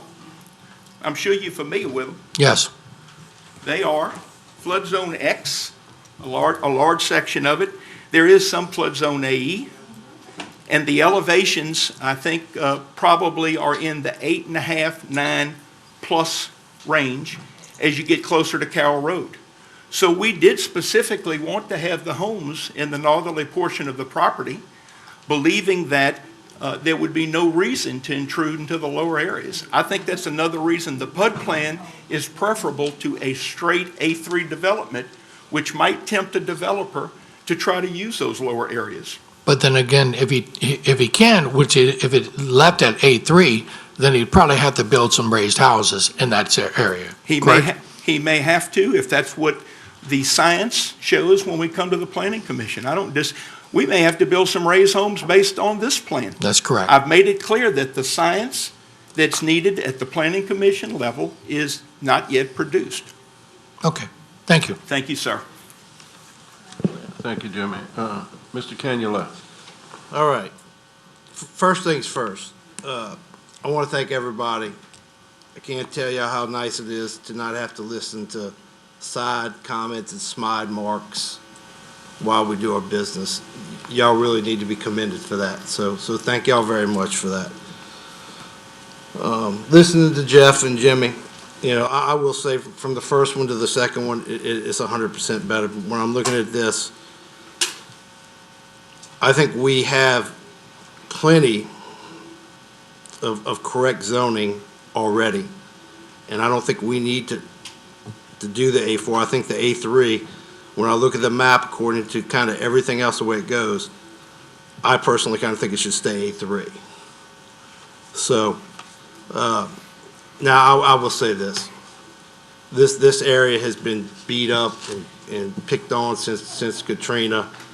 And the fact of the matter is, it changed the whole area, especially south of all Slidell. So, the way I'm seeing this right now, like I said, I do appreciate the work from the petitioners. You know, they have put a very good project to try to make this work, or where they think it's going to be best. And they've done a pretty good job, but we have A4 in the area already, and I think the way that with the transition with A3, I think it should stay that. So, thank you. Ms. Casabana. So I have some questions on. Yes, ma'am, go ahead. Like I said, we've scrutinized this area so much, but okay, if and this is just for my benefit, because I want to make sure that I get it right for the planning of this. If we do not, if we leave it and we overturn the zoning commission and it stays at an A3, my question is, do we keep the green spaces and the ponds that we have now? Or would it have to be, yes, Jeff, I'm sorry. You want Jeff to come up? I'm Okay. sorry. Would you be required to continue, just to leave the ponds and the green spaces that, the amount that we have now? Or We would not be required to leave the amount of green space and ponds that you see now on the PUD. We would be required to have whatever necessary ponding is needed to reduce the rate of runoff by by 25% when comparing pre-development to post-development. As it relates to green space, if it were not a PUD, which I think is the question you're asking, right, we would have to provide 580 square feet of open space rec area per lot, which calculates to around 3 acres or so. I may be a little off, but 2.5 to 3 acres. So to answer your question, an A3 development will look nothing like the PUD that you see before you, because the requirements are not in place, plus the lots are going to have to be 100 feet wide, which obviously is roughly a third more, or depending on how you look at the arithmetic, but if you go from 65 to 100, it's clearly going to take a lot of the area that otherwise is green and recreational, open and beautiful, and it's going to develop it. And I think it's contrary to what the people in that area want. I'm looking at this as what we've done in the past. Yeah, the PUD was developed, so we would have an exact number of lots. We would know, and again, what about water and sewerage? You'd have to still put that in, huh? I mean, would that be central or not? The Liberty Water Company will provide water, so we have central water. Okay. There is no central sewer in the area, but we will have a community system on site. That has to be approved by DEQ and the Louisiana Department of Health and Hospitals. And of course, it is monitored regularly by those agencies as well, and they must be operated by a licensed operator. So we will have central sewer and water. Okay, because that was another reason why we started the PUDs years ago, was that to make it economically feasible for, they would have more lots, but we would get the water and the central water and sewerage and the green space. I'm kind of conflicted because I just feel like the size of these storage management ponds, we've seen, in some areas, I know this is a special area, that it does help downstream or upstream or whatever when you have more storage. So I just wanted to make sure I understood that if we overturn that, it would remain as it is and it could be developed and we would have less green space and stuff. So I just wanted to clarify for myself. Thank you, Ms. Casabon. Mr. Bender, we have Mr. Airy. Would you like me to go to him? Okay. Mr. Airy? Yes, I had a question for Mr. Shane, too. It's a math problem, so it's probably why I can't figure it out, since I had to be a lawyer since I can't do math. But on this, the report here that we have on the appeal, where it has a little chart that says existing density on it, the staff took the existing A3, which is 47.43 acres, divided it by the 0.75 under the UDC formula, and then the max density at 2 acres, and came up with 71 units as the maximum. Why is that different than the 95 lots that you're? Sure. Good question, and I'm a lawyer. My math and skills aren't the best either at times. When you do a PUD, your density is reduced by 25%. Okay. So the 95 reduced by 25% is 71. And that would be if it were a pure A3 PUD. Okay. If you add 12 acres of A4, And if you'll look at the sheet that I gave everyone in your packet, it's got the calculations. It's suggestive that with 12 acres of A4 and with 35.5 acres of A3, the yield is exactly 89 lots. Got that, thank you. One of the things in looking at this and certainly driving down the road and hearing from everybody, and one of the things in the staff report, I know nowadays they don't say that what they recommend, but to me, the last sentence of this report, it says, however, the staff is still concerned with the increased density of the proposed subdivision and its potential impact to the surrounding area. And I guess to me, that doesn't really sound like a huge ringing endorsement of the project, especially when there's some other issues in here that they've kind of picked out. And just, I understand that there's, with the A3, perhaps you could get 95 lots on there. I just, looking at that piece of property, I just don't see how that's possible. It kind of looks like we have a piece of property where there's a large portion of it that's real low and is unbuildable, so we're taking everything and trying to put it, those lots that we probably couldn't build on or wouldn't recommend building on, and putting them onto the one spot closest to the road that's the highest where we can build it. And I just, to me, I just, as a PUD, I just don't think that that's why we have PUDs. I agree with Mr. Davis, and I mean, the staff report says there's little diversification or variation of the residential uses provided. I mean, there's no pool, there's no community center. You know, there's really, the recreational areas are basically retention ponds, which can be real nice. I'm not saying that, but, and also located in a very low flood zone. It just doesn't seem to me to meet what a PUD should be, and also with some of these staff comments, I just can't support this. So, thank you.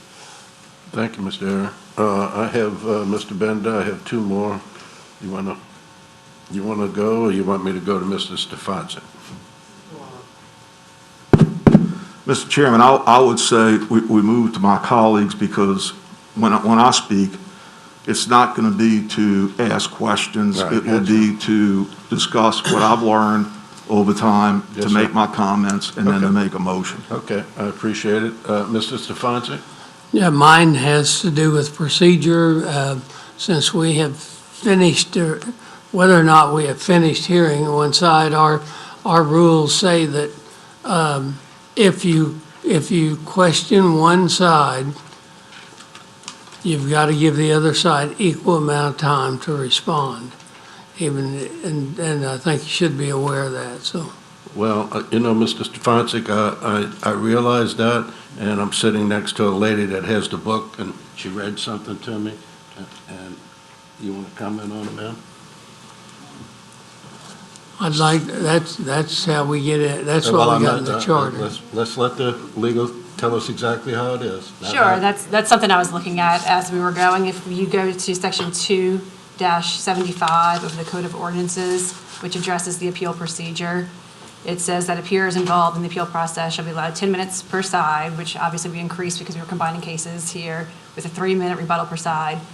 And a 2-minute conclusion per side may be allowed if questions are asked by the council. So that may be allowed language. I think it leaves discretion about whether you do the conclusion or not. So I would defer to the council chairman whether he wants to proceed with the 2-minute conclusion period. Okay, so we'll go ahead, and I appreciate that, Mr. Stefanczyk, but we'll go ahead and move forward the way we are. Mr. Dean? Yeah, I have a question for Mr. Ross Leinert, please, if I could. I should have asked you first, Mr. Lorino. That's okay, sir. Thank you. All right. Ross, when you all made the statement that you, however, right there at the very end, you said however, or whatever it was, that the verbiage that you all are concerned about the impact, are you saying that the property shouldn't be developed, period? Because if they build We'd three never say houses that. on it. No, we would never say that. It needs to be developed appropriately for the surrounding area and for the property itself. Okay. So if they have, and I guess I have another question then, if it stays A3, and let me just say, I represent District 1, where I'm in this situation on a fairly regular basis. to say the least. I'm a little resentful too, by the way. They got 17 minutes and I didn't get 17 minutes, but we'll talk about that later. Yeah, we'll discuss that later. Yeah, Go I know ahead, what Dan. that's all about. You're getting your 17 minutes now. Go ahead. I'll take 2. All right. But anyway, I mean, it's almost kind of, a lot of times we look at a subdivision, and you have a certain amount of acres, and it makes more sense to do a PUD because they're going to develop the property anyway. So do you do a PUD and keep trees and all that kind of stuff, or say, no, go A3 and just rape the heck out of the land, take every tree down, everything else, and put a house up as much as you can wherever there's not going to be water? So, there's, and I don't know the answer to that right now, but I guess, could you tell me, and I don't know, maybe that's not fair to you asking you this question, but since he's a neutral partner, then we won't have to go to both sides. Could you tell me how many houses he could put on A3 versus A? No, because at this time you have to, incorporate all your infrastructure. You have to do your studies, or H&H. You have to put the roads, drainage, water, sewer in. So once you plan all that out and you design it, then you can yield your lots. So I could tell you, based on the acreage, but because every site is different, every topography is different, every development is different. So Okay. it's just All right. based on how your infrastructure is needed for that point, and really to address your drainage and concerns of that sort. Okay, all right. I have seen tons of PUDs pass through here that didn't have a church or whatever else. I mean, I've seen a lot of PUDs come through here, and especially in my district and others, where we didn't have to have such diversity. You do the recreation area and all that kind of, you add sidewalks, you add that recreation area, you add different sizes of lots, and it's been passed by the parish council and the zoning commission for many years. So I don't think that was fair to make that statement. So, okay, I'm done. Thank you. Thank you, Mr. Dan. Mr. Bender. Yes, sir. Thank you, Mr. Chairman. So, I'm not trying to be redundant, but I do want to thank the chairman and Mr. Canulet for bringing up the issue of minutes, because I was on a different page. Now, I'm not saying they were right and I was wrong. I'm just saying we were on different pages. However, I appreciate the chairman providing both sides with 17 minutes and then 3 minutes of rebuttal each. I simply didn't want rebuttal time to have to be used for speakers. That was my point. But I appreciate the fairness. I want to add to what Mr. Canulet said, and that is we've had a lot of appeal hearings over the years. Mr. Stefansik's been here the longest, as you can tell. No, I mean, oh, y'all are terrible, man. Terrible.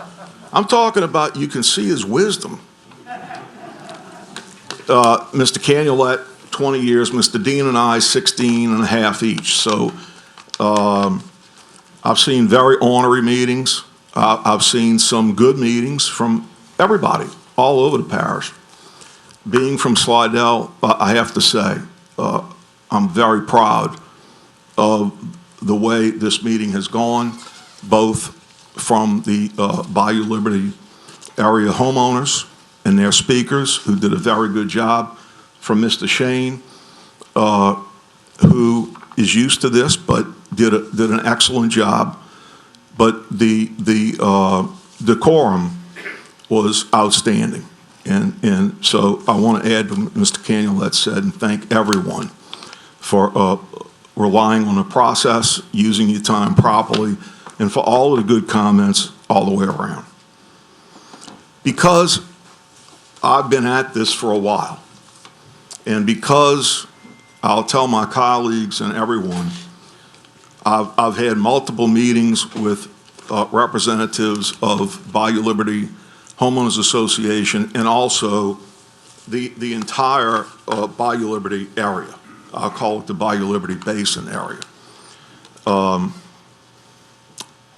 And that includes Mr. Domingue, Mr. and Mrs. Kevin McDonald, which is Kevin McDonald and Miss Donna McDonald, who spoke first. All three of them spoke today, along with others, and with Mr. Otis Favre, I've also had multiple meetings and phone discussions with Mr. Shane, and a lot of phone discussions with the people I mentioned that I met with personally. So there was a lot of ideas passed back and forth, opinions passed back and forth. So I appreciate all the comments, and I appreciate all the input over the last so many months. Let me first add that, for me, I do believe that property owners, no matter which of us it is that own property, have somewhat of a right within guidelines, within a process, the right to build on their property. Of course, tonight is a process that determines, well, they can build if it's A3. We wouldn't be here if that was the case. But if we want to build on something a little more dense, if you want to say, then we're here for that. And that's where, as elected officials, it ultimately relies on us to hear this, to pay attention, and then to make a decision on is, in this case, the A3 or the combination A3, A4 PUD, which is not the current zoning. Is that the proper zoning? And therefore, I think the process is fair to any property owner. They certainly have the right to propose a different type of zoning from what their property currently is. And as I say, that's why we're here today. They also have the right to build on the present zoning, on whatever the zoning is on their property, without having to go through the zoning commission and any appeal back to the council. It's their right. So I hope everyone has learned, not that we didn't know it, but that the process is good, it's fair for people to be able to develop what they own. They want to change the zoning, then a process starts. And that's when neighbors get an opportunity to discuss that increase in front of the zoning commission and ultimately the council if there's an appeal. So I thank everyone. I thank both sides also. The 6-inch binder, which, by the way, since it's spelled like my name, I get a royalty on them. Thank you for laughing at that joke. But yeah, I'm impressed with the time and effort put in. I'm also impressed with the time and effort put in on the development side, because I have to be. There was great effort put in on both sides, and I appreciate that. So what I'm going to say is I'm going to only talk about zoning, okay? I'm not going to go into any comments or discussions about sewage treatment, not traffic, and those issues. The issue is zoning, and I believe that I can discuss it properly, give you my comments, and make a proper recommendation to my colleagues on the parish council and take a vote. First of all, because this was brought up tonight, and I thank Mr. Shane for bringing it up. It's the starting point of this whole thing back whenever, during COVID, which was the 140 lots, okay? As Mr. Shane knows, that wasn't very appealing, and he has said that he drove home fast and they got kicked pretty good, and it was properly withdrawn. A few comments that I would make as to what I've learned from all of these changes in this process. First of all, most of those lots were 50-foot lots, most of them.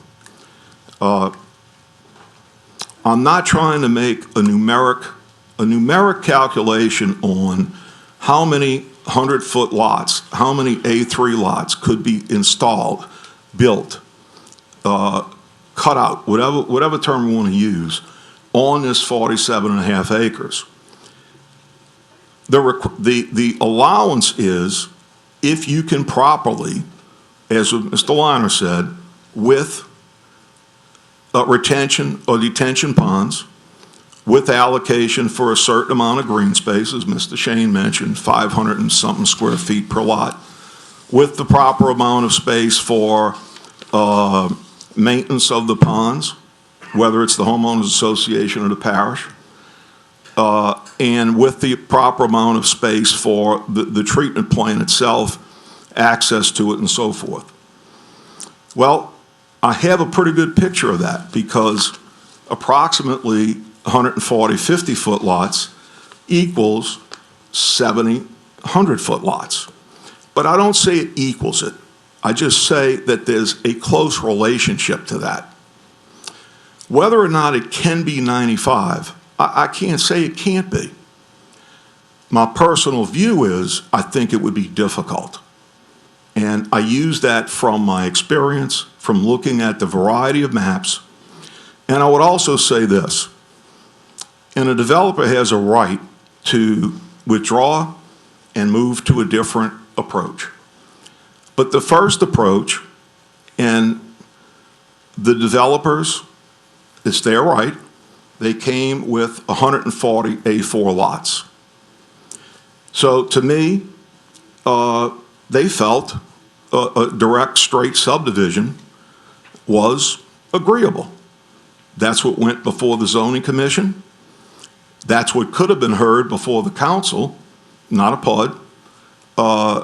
And if it hadn't been withdrawn, we could have voted on that to go from a straight A3 to a straight A4. That was the first opportunity. That was changed to an A4 PUD, and before it got reapplied for an A4 and A3 PUD. And I get it, and they have that opportunity and that right to do so. So the subject for me comes down to, is the proper zoning the current zoning of A3, or is it this A3, A4 PUD? I just want to get rid of the numbers and numerics if I could in terms of percentages. And this is not to the benefit or detriment of any side. It's simply to say the amount of time and interest that I've placed on my job, and I know my colleagues have done the same, in a sense that it's not in their districts. Some of them don't know a whole lot, like I don't know a whole lot about the upper portion of Mr. Fitzgerald's district. I don't know as much as Mr. Davis or Ms. Tanner know about their districts. But they make a concerted effort to try to know as much as they possibly can. And that's why you saw me want to have them ask their questions before me so that they can get those answers. And I'm glad everybody that did it. But listen, the 89 lots, I understand. It can equate to the 95. I don't remember, I think Mr. Airy brought up those 89 lots are in the top half of the property, okay? I get that. The developer has a right to put it together the way they want to. The bottom half is part of that A3, which of course increases the amount of acreage that we can say is in A3. So for me, I'm looking at the density of the top portion of this, because the original plat, which we're not talking about other than me making comments on questions, it does have a considerable amount of detention ponds, okay, if we look at the original one, and that's straight A4. If this stays A3, it will have a considerable amount of detention ponds. It will not have as much green space as what we're looking at tonight, because that green space is converted down to the lower half of the development. So for me, it comes down to, and it came down to, and I might add, I reviewed the University of New Orleans study. I found it, reviewed it probably 4 times. We certainly could say that that was a very independent study. It was done approximately 15 years ago, and it does, at 37 pages, go through kind of the history of what has occurred to the Bayou Liberty Basin over a long period of time. What some of the fixes could be, okay? And it's very, very interesting and very, very telling without being political, okay? I also rode with the use of one of the residents' golf cart, and with the permission of the property owners, from the Viosca property through the McDonald and Beal property, about 125 to 150 acres. Not on a day after it rained. I thought the fair thing would be to do is to drive it on the 3rd day after a heavy rain, and that's what I did. It was very interesting for me to be able to see what the current lay of the land is, not in terms of with the development on it, but what the existing situation is for about 150 acres that go all the way from the eastern edge of this gentleman, this developer's property, or the southern edge, I think I would say, all the way around to Jefferson Avenue. And for those of us who know where that is, I'll just tell you, it's a considerable amount of land, okay? This property and the adjacent property is sensitive. UNO says it. My drive around with just let me see what I see. No side taken. Reviewing the UNO, like I say, which talks about the amount of repetitive losses and the number of homes that have suffered repetitive losses, the difficulties involved, and looking at the lay of this land from about 10 feet near Carroll Road, elevation down to 4.5 feet at the rear end where the tip of the pond is. That's a pretty good slope. So I would say this. 11 or 12 years ago, 4 of us who are still here on the council, Mr. Dean, Mr. Stefancic, Mr. Canulette, and myself, went through, along with our citizens and our business owners and the staff at the time, both administrative and I mean executive and council, a comprehensive rezoning. At that time, this particular precinct, which came into my council district in 2012, was in Councilman Stefancic's council district. And now you'll understand that I wasn't joking when I said, well, his years have given him wisdom. He, with the agreement of the council 11 or 12 years ago, decided that the best for this area would be A3. It could be A2, it could be more than that, but in going through this, and it was a long period of time, as we all recall, just slices of the parish, because it hadn't been done for about 50 years. We got to A3, and my point is that's only 12 years old. So I consider that fairly recent. At the end of the day, my belief is that for the best interest of not only this property, the Bayou Bend property, and what it entails, it's 47.5 acres, for the best interest of the Bayou Liberty Basin, the people that live in the basin, the people that have property in the basin and may build on it later. My motion, Mr. Chairman, would be to override the zoning commission approval on the first appeal, and to my override would be that it stay as A3. You have I'm sorry. Okay. We had a motion by Mr. Bender and a second by Mr. Canulette and Mr. Stefanczyk. So we'll have Mr. Stefanczyk have the second. Seeing nothing else, please vote your machine.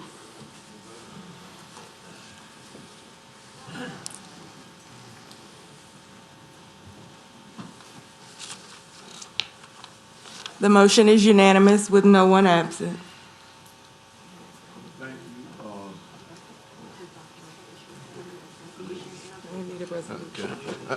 Thank you, Mr. Chairman. Mr. Bender, you make a motion to adopt. Resolution, Mr. Stefanczyk. make a motion to adopt a resolution as such. Yes, sir. And Mr. Canulette seconded. We have to vote. One more vote.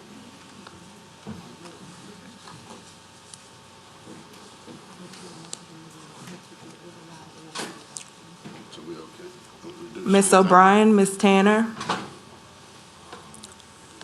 Press it on the machine. You can press it on your machine.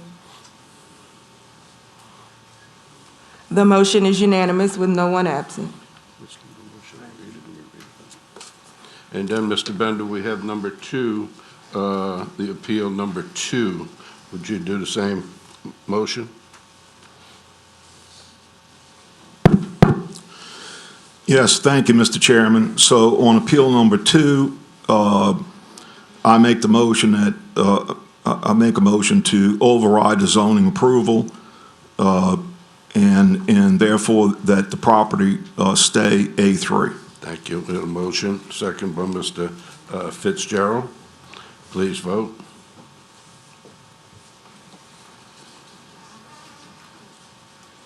The motion is unanimous with no one absent. Mr. Bender?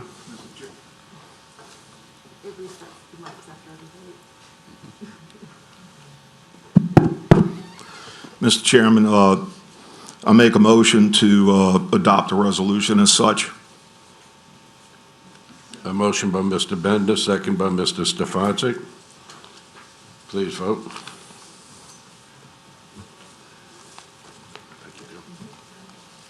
The motion is unanimous with no one absent. Thank you, Mr. Bender, and I know you put a lot of effort into that too, so thank you very much. And thank you everyone for, as I said, for a very, very cordial and informative and polite. Just want to say thank you. Okay, we'll go to ordinance for adoption. Number 1, ordinance calendar number 6499, an ordinance amending the official zoning map to reclassify 2.69 acres from its I-1 industrial district to an I-2 industrial district, Ward 9, District 14.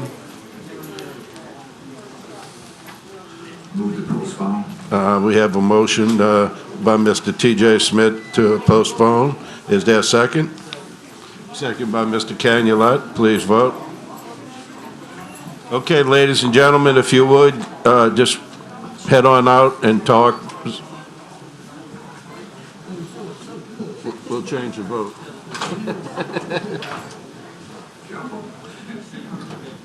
We'll change the vote.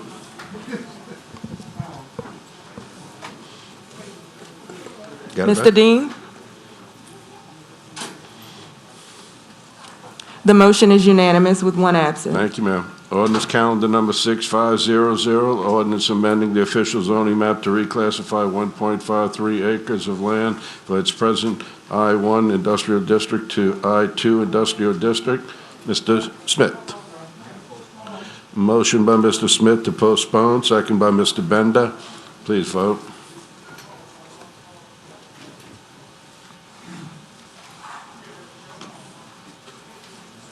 The motion is unanimous with 2 absent. Number 3, ordinance calendar number 6527, an ordinance amending the official zoning map to reclassify 1.07 acres of land, more or less, from its present NC-6 Public Cultural and Recreational District to I-2 Industrial District, Ward 9, District 14. Mr. Smith?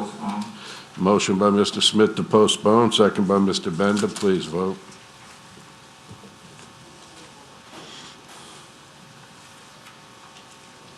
Mr. TJ, what was your vote? The motion is unanimous with 2 absent. Number 4, ordinance calendar 6528, an ordinance amending the official zoning map to reclassify 1.3 acres of land more or less from its present I-1 industrial district to I-2 industrial district, Ward 9, District 14. Mr. Smith?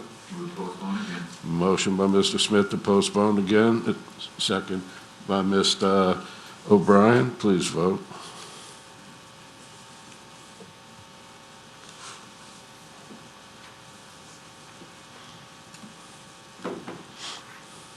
The motion is unanimous with 2 absent. Number 5, ordinance calendar number 6585, an ordinance amending the official zoning map to reclassify .89 acres of land more or less from its present A-2 suburban district to HC2 highway commercial district, Ward 3, District 5. Mr. Toledano? Motion by Mr. Toledano to adopt, second by Mr. Smith. Please vote.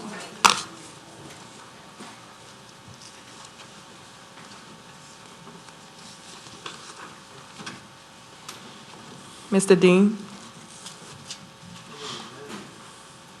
Mr. Airy, what was your vote? The motion is unanimous with 2 absent. Number 6, ordinance calendar number 6586, an ordinance amending the official zoning to 3.80 acres of land more or less from its present A-2 suburban district to a PF-1 public facility district, Ward 6, District 6. Ms. Tanner. Motion by Ms. Tanner, second by Mr. Canulette. Please vote.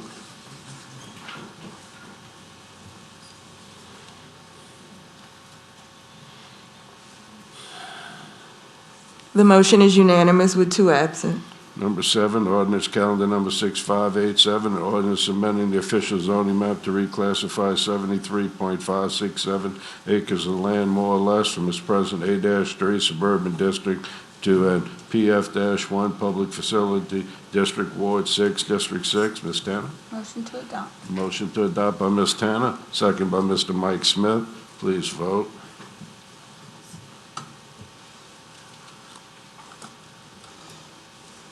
The motion is unanimous with 2 absent. Ordinance calendar number 6588, ordinance amending the official zoning map to reclassify 9.65 acres of land from its present A-1A suburban district and RO rural overlay to PF-1 public facility district, Ward 2, District 2. Mr. Fitzgerald. Motion by Mr. Fitzgerald, second by Ms. Casabon. Please vote.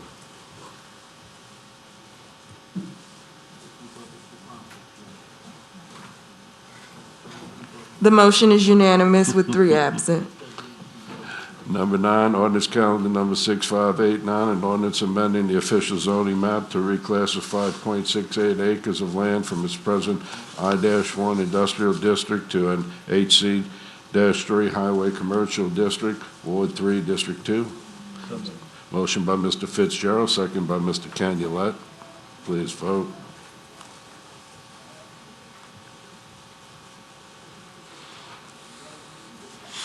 The motion is unanimous with 4 absent. Number 10, ordinance calendar number 6590, ordinance amending the official zoning map to .55 acres of land from its present A-4 single-family residential district and NC-1 professional office district to an NC-4 neighborhood institutional district, Ward 8, District 13. Mr. Airy. Motion by Mr. Airy, second by Mr. Mike Smith. Please vote.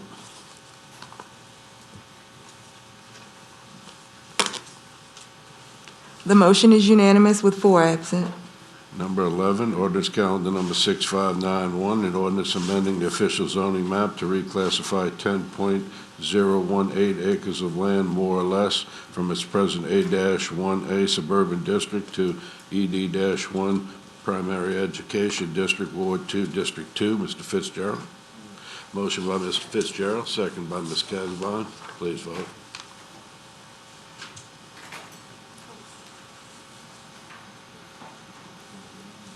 Mr. Airy? The motion is unanimous with 4 absent.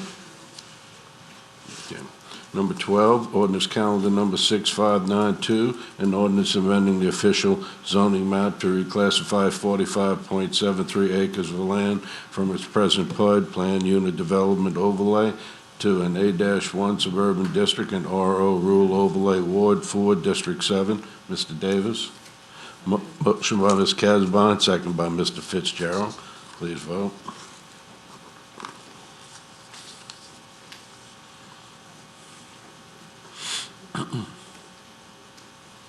Mr. Lorino?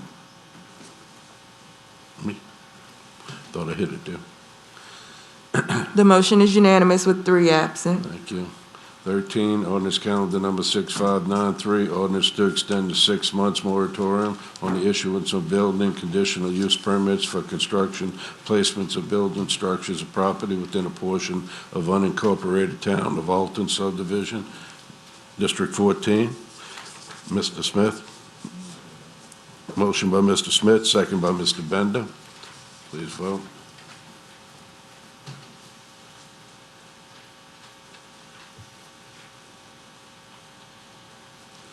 The motion is unanimous with 3 absent.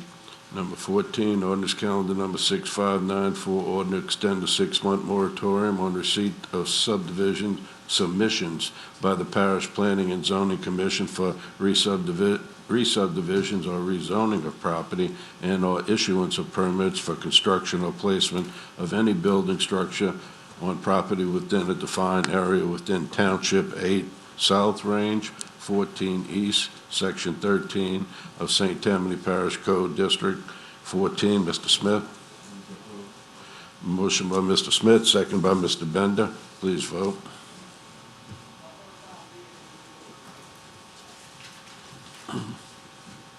Mr. Fitzgerald? The motion is unanimous with 3 absent. Thank you. 15, ordinance calendar number 6595, ordinance extend for 6 months the moratorium on the receipt of submissions by the Parish Zoning and Planning Commission for the rezoning or re-subdivision of property and/or issuance of permits for construction or placement of any building structures on property south of Interstate 12, north of Highway 190, west of 11, and east of Precinct S19 boundary line within unincorporated boundaries of Ward 9, District 14. Mr. Smith. Motion by Mr. Smith, second by Mr. Bender. Please vote.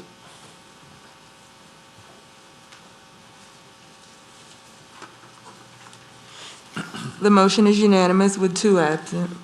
Number 16, ordinance calendar number 6596, ordinance to amend the 2021 operating budget amendment number 2. Motion by Mr. Fitzgerald, second by Mr. Canulette. Please vote.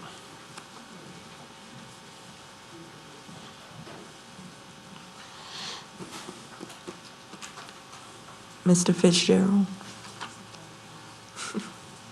The motion is unanimous with 2 absent. Thank you. 17, ordinance calendar number 6597, ordinance to amend the 2021 capital improvement budget, capital assets amendment number 11, sales tax District 3. Motion by Mr. Fitzgerald, second by Mr. Toledano. Please vote.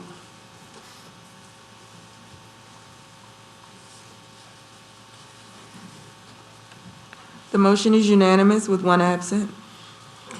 Number 18, ordinance calendar number 6598, ordinance to amend the 2021 capital improvement budget and capital assets. Motion by Mr. Dean, second by Mr. Stefanczyk.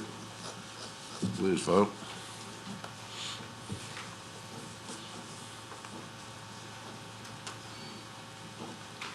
The motion is unanimous with 2 absent. Number 18, ordinance calendar number 6598, ordinance to amend the 2021 capital improvement budget and capital assets. Motion by Mr. Davis, second by Mr. Mike Smith. Please vote.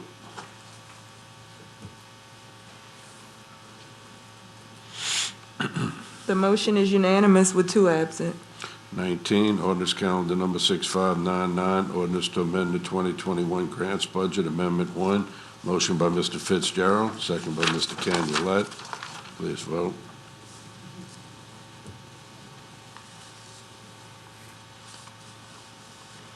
The motion is unanimous with 2 absent. Number 20, ordinance calendar number 6600, and an ordinance amending the official zoning map of St. Tammany Parish, Louisiana, to reclassify a certain parcel located on the east side of LA Highway 1081 south of Smith Road, north of Thibodeau Road, Covington, and which property comprises a total of 98 acres of land, more or less, from its present A-1 suburban district to A-2 suburban district, Ward 3, District 2. Motion by Mr. Fitzgerald, second by Ms. Casabon. Please vote.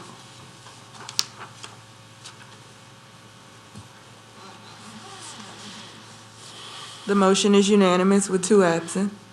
Number 21, ordinance calendar number 6601, an ordinance amending the official zoning map to reclassify 141 acres of land, more or less, from its present A-2 suburban district to a PUD Plan Unit Development Overlay, Ward 3, District 2. Motion by Mr. Fitzgerald, second by Ms. Casabon. Please vote.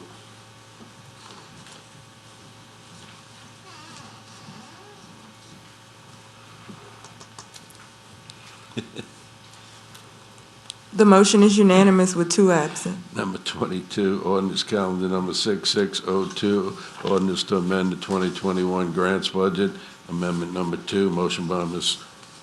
O'Brien, second by Mr. Canulette. Please vote.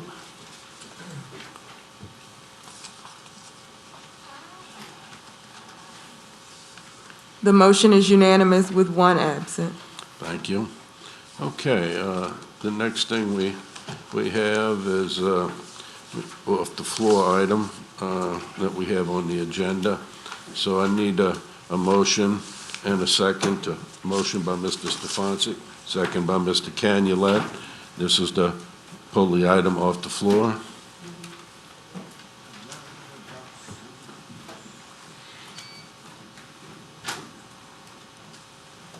We need your votes.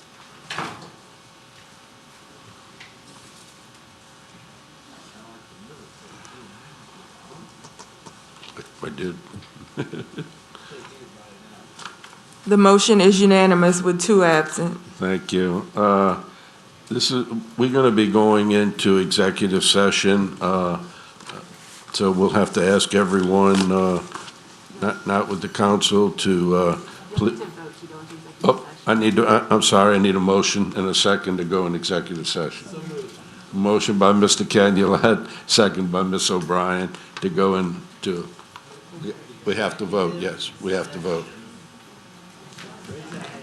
I need votes to go into executive session. Yes, ma'am, vote to go into.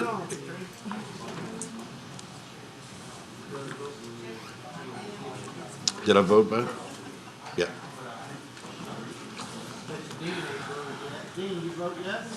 The motion is unanimous with 3 absent. Okay, all righty. Okay, we're going to go into executive session.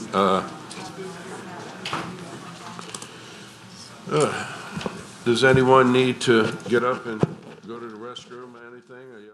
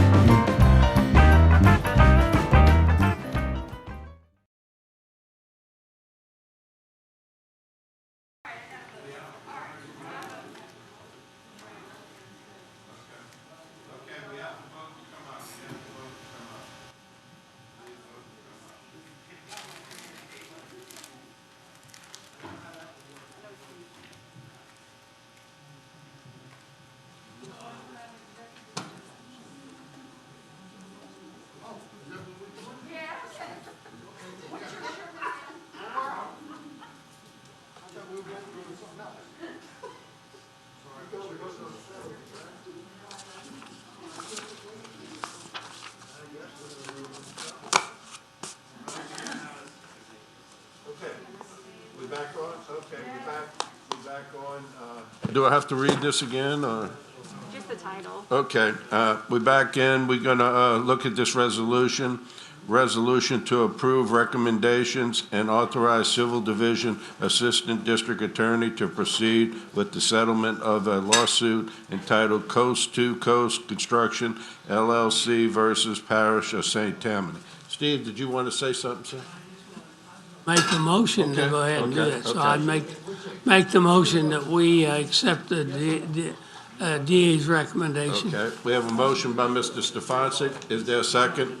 Second by Ms. Casabon wanted to make the motion, but go ahead, you second it, Ms. Casabon. Okay, we have a motion and a second to settle for the, I'm not going to say, okay? Okay, let's vote on the motion.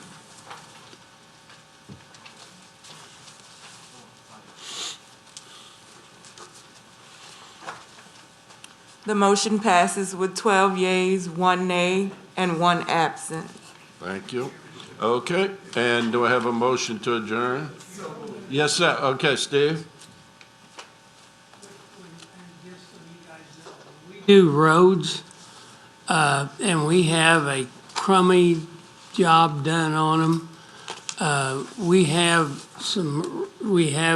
able to go take one of the guy who did a crummy job and have a hearing on that and see that, and what we end up doing is we vote on whether or not that person will get any more contracts from us for at least a year. And I would suggest that we do that here.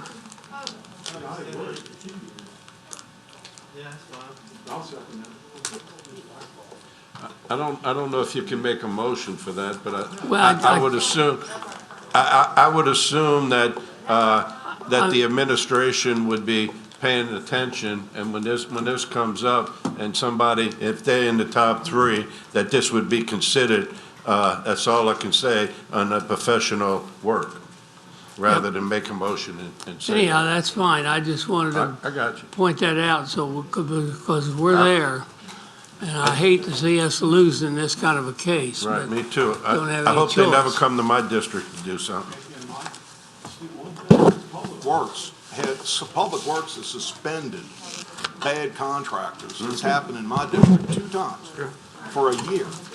Okay, and Well, that's good. they can do it, absolutely. Yeah. Okay, Thank you, Mike. thank you. I have a motion to adjourn. Move to Second. adjourn. Meeting adjourned. Yep. That's tough shit.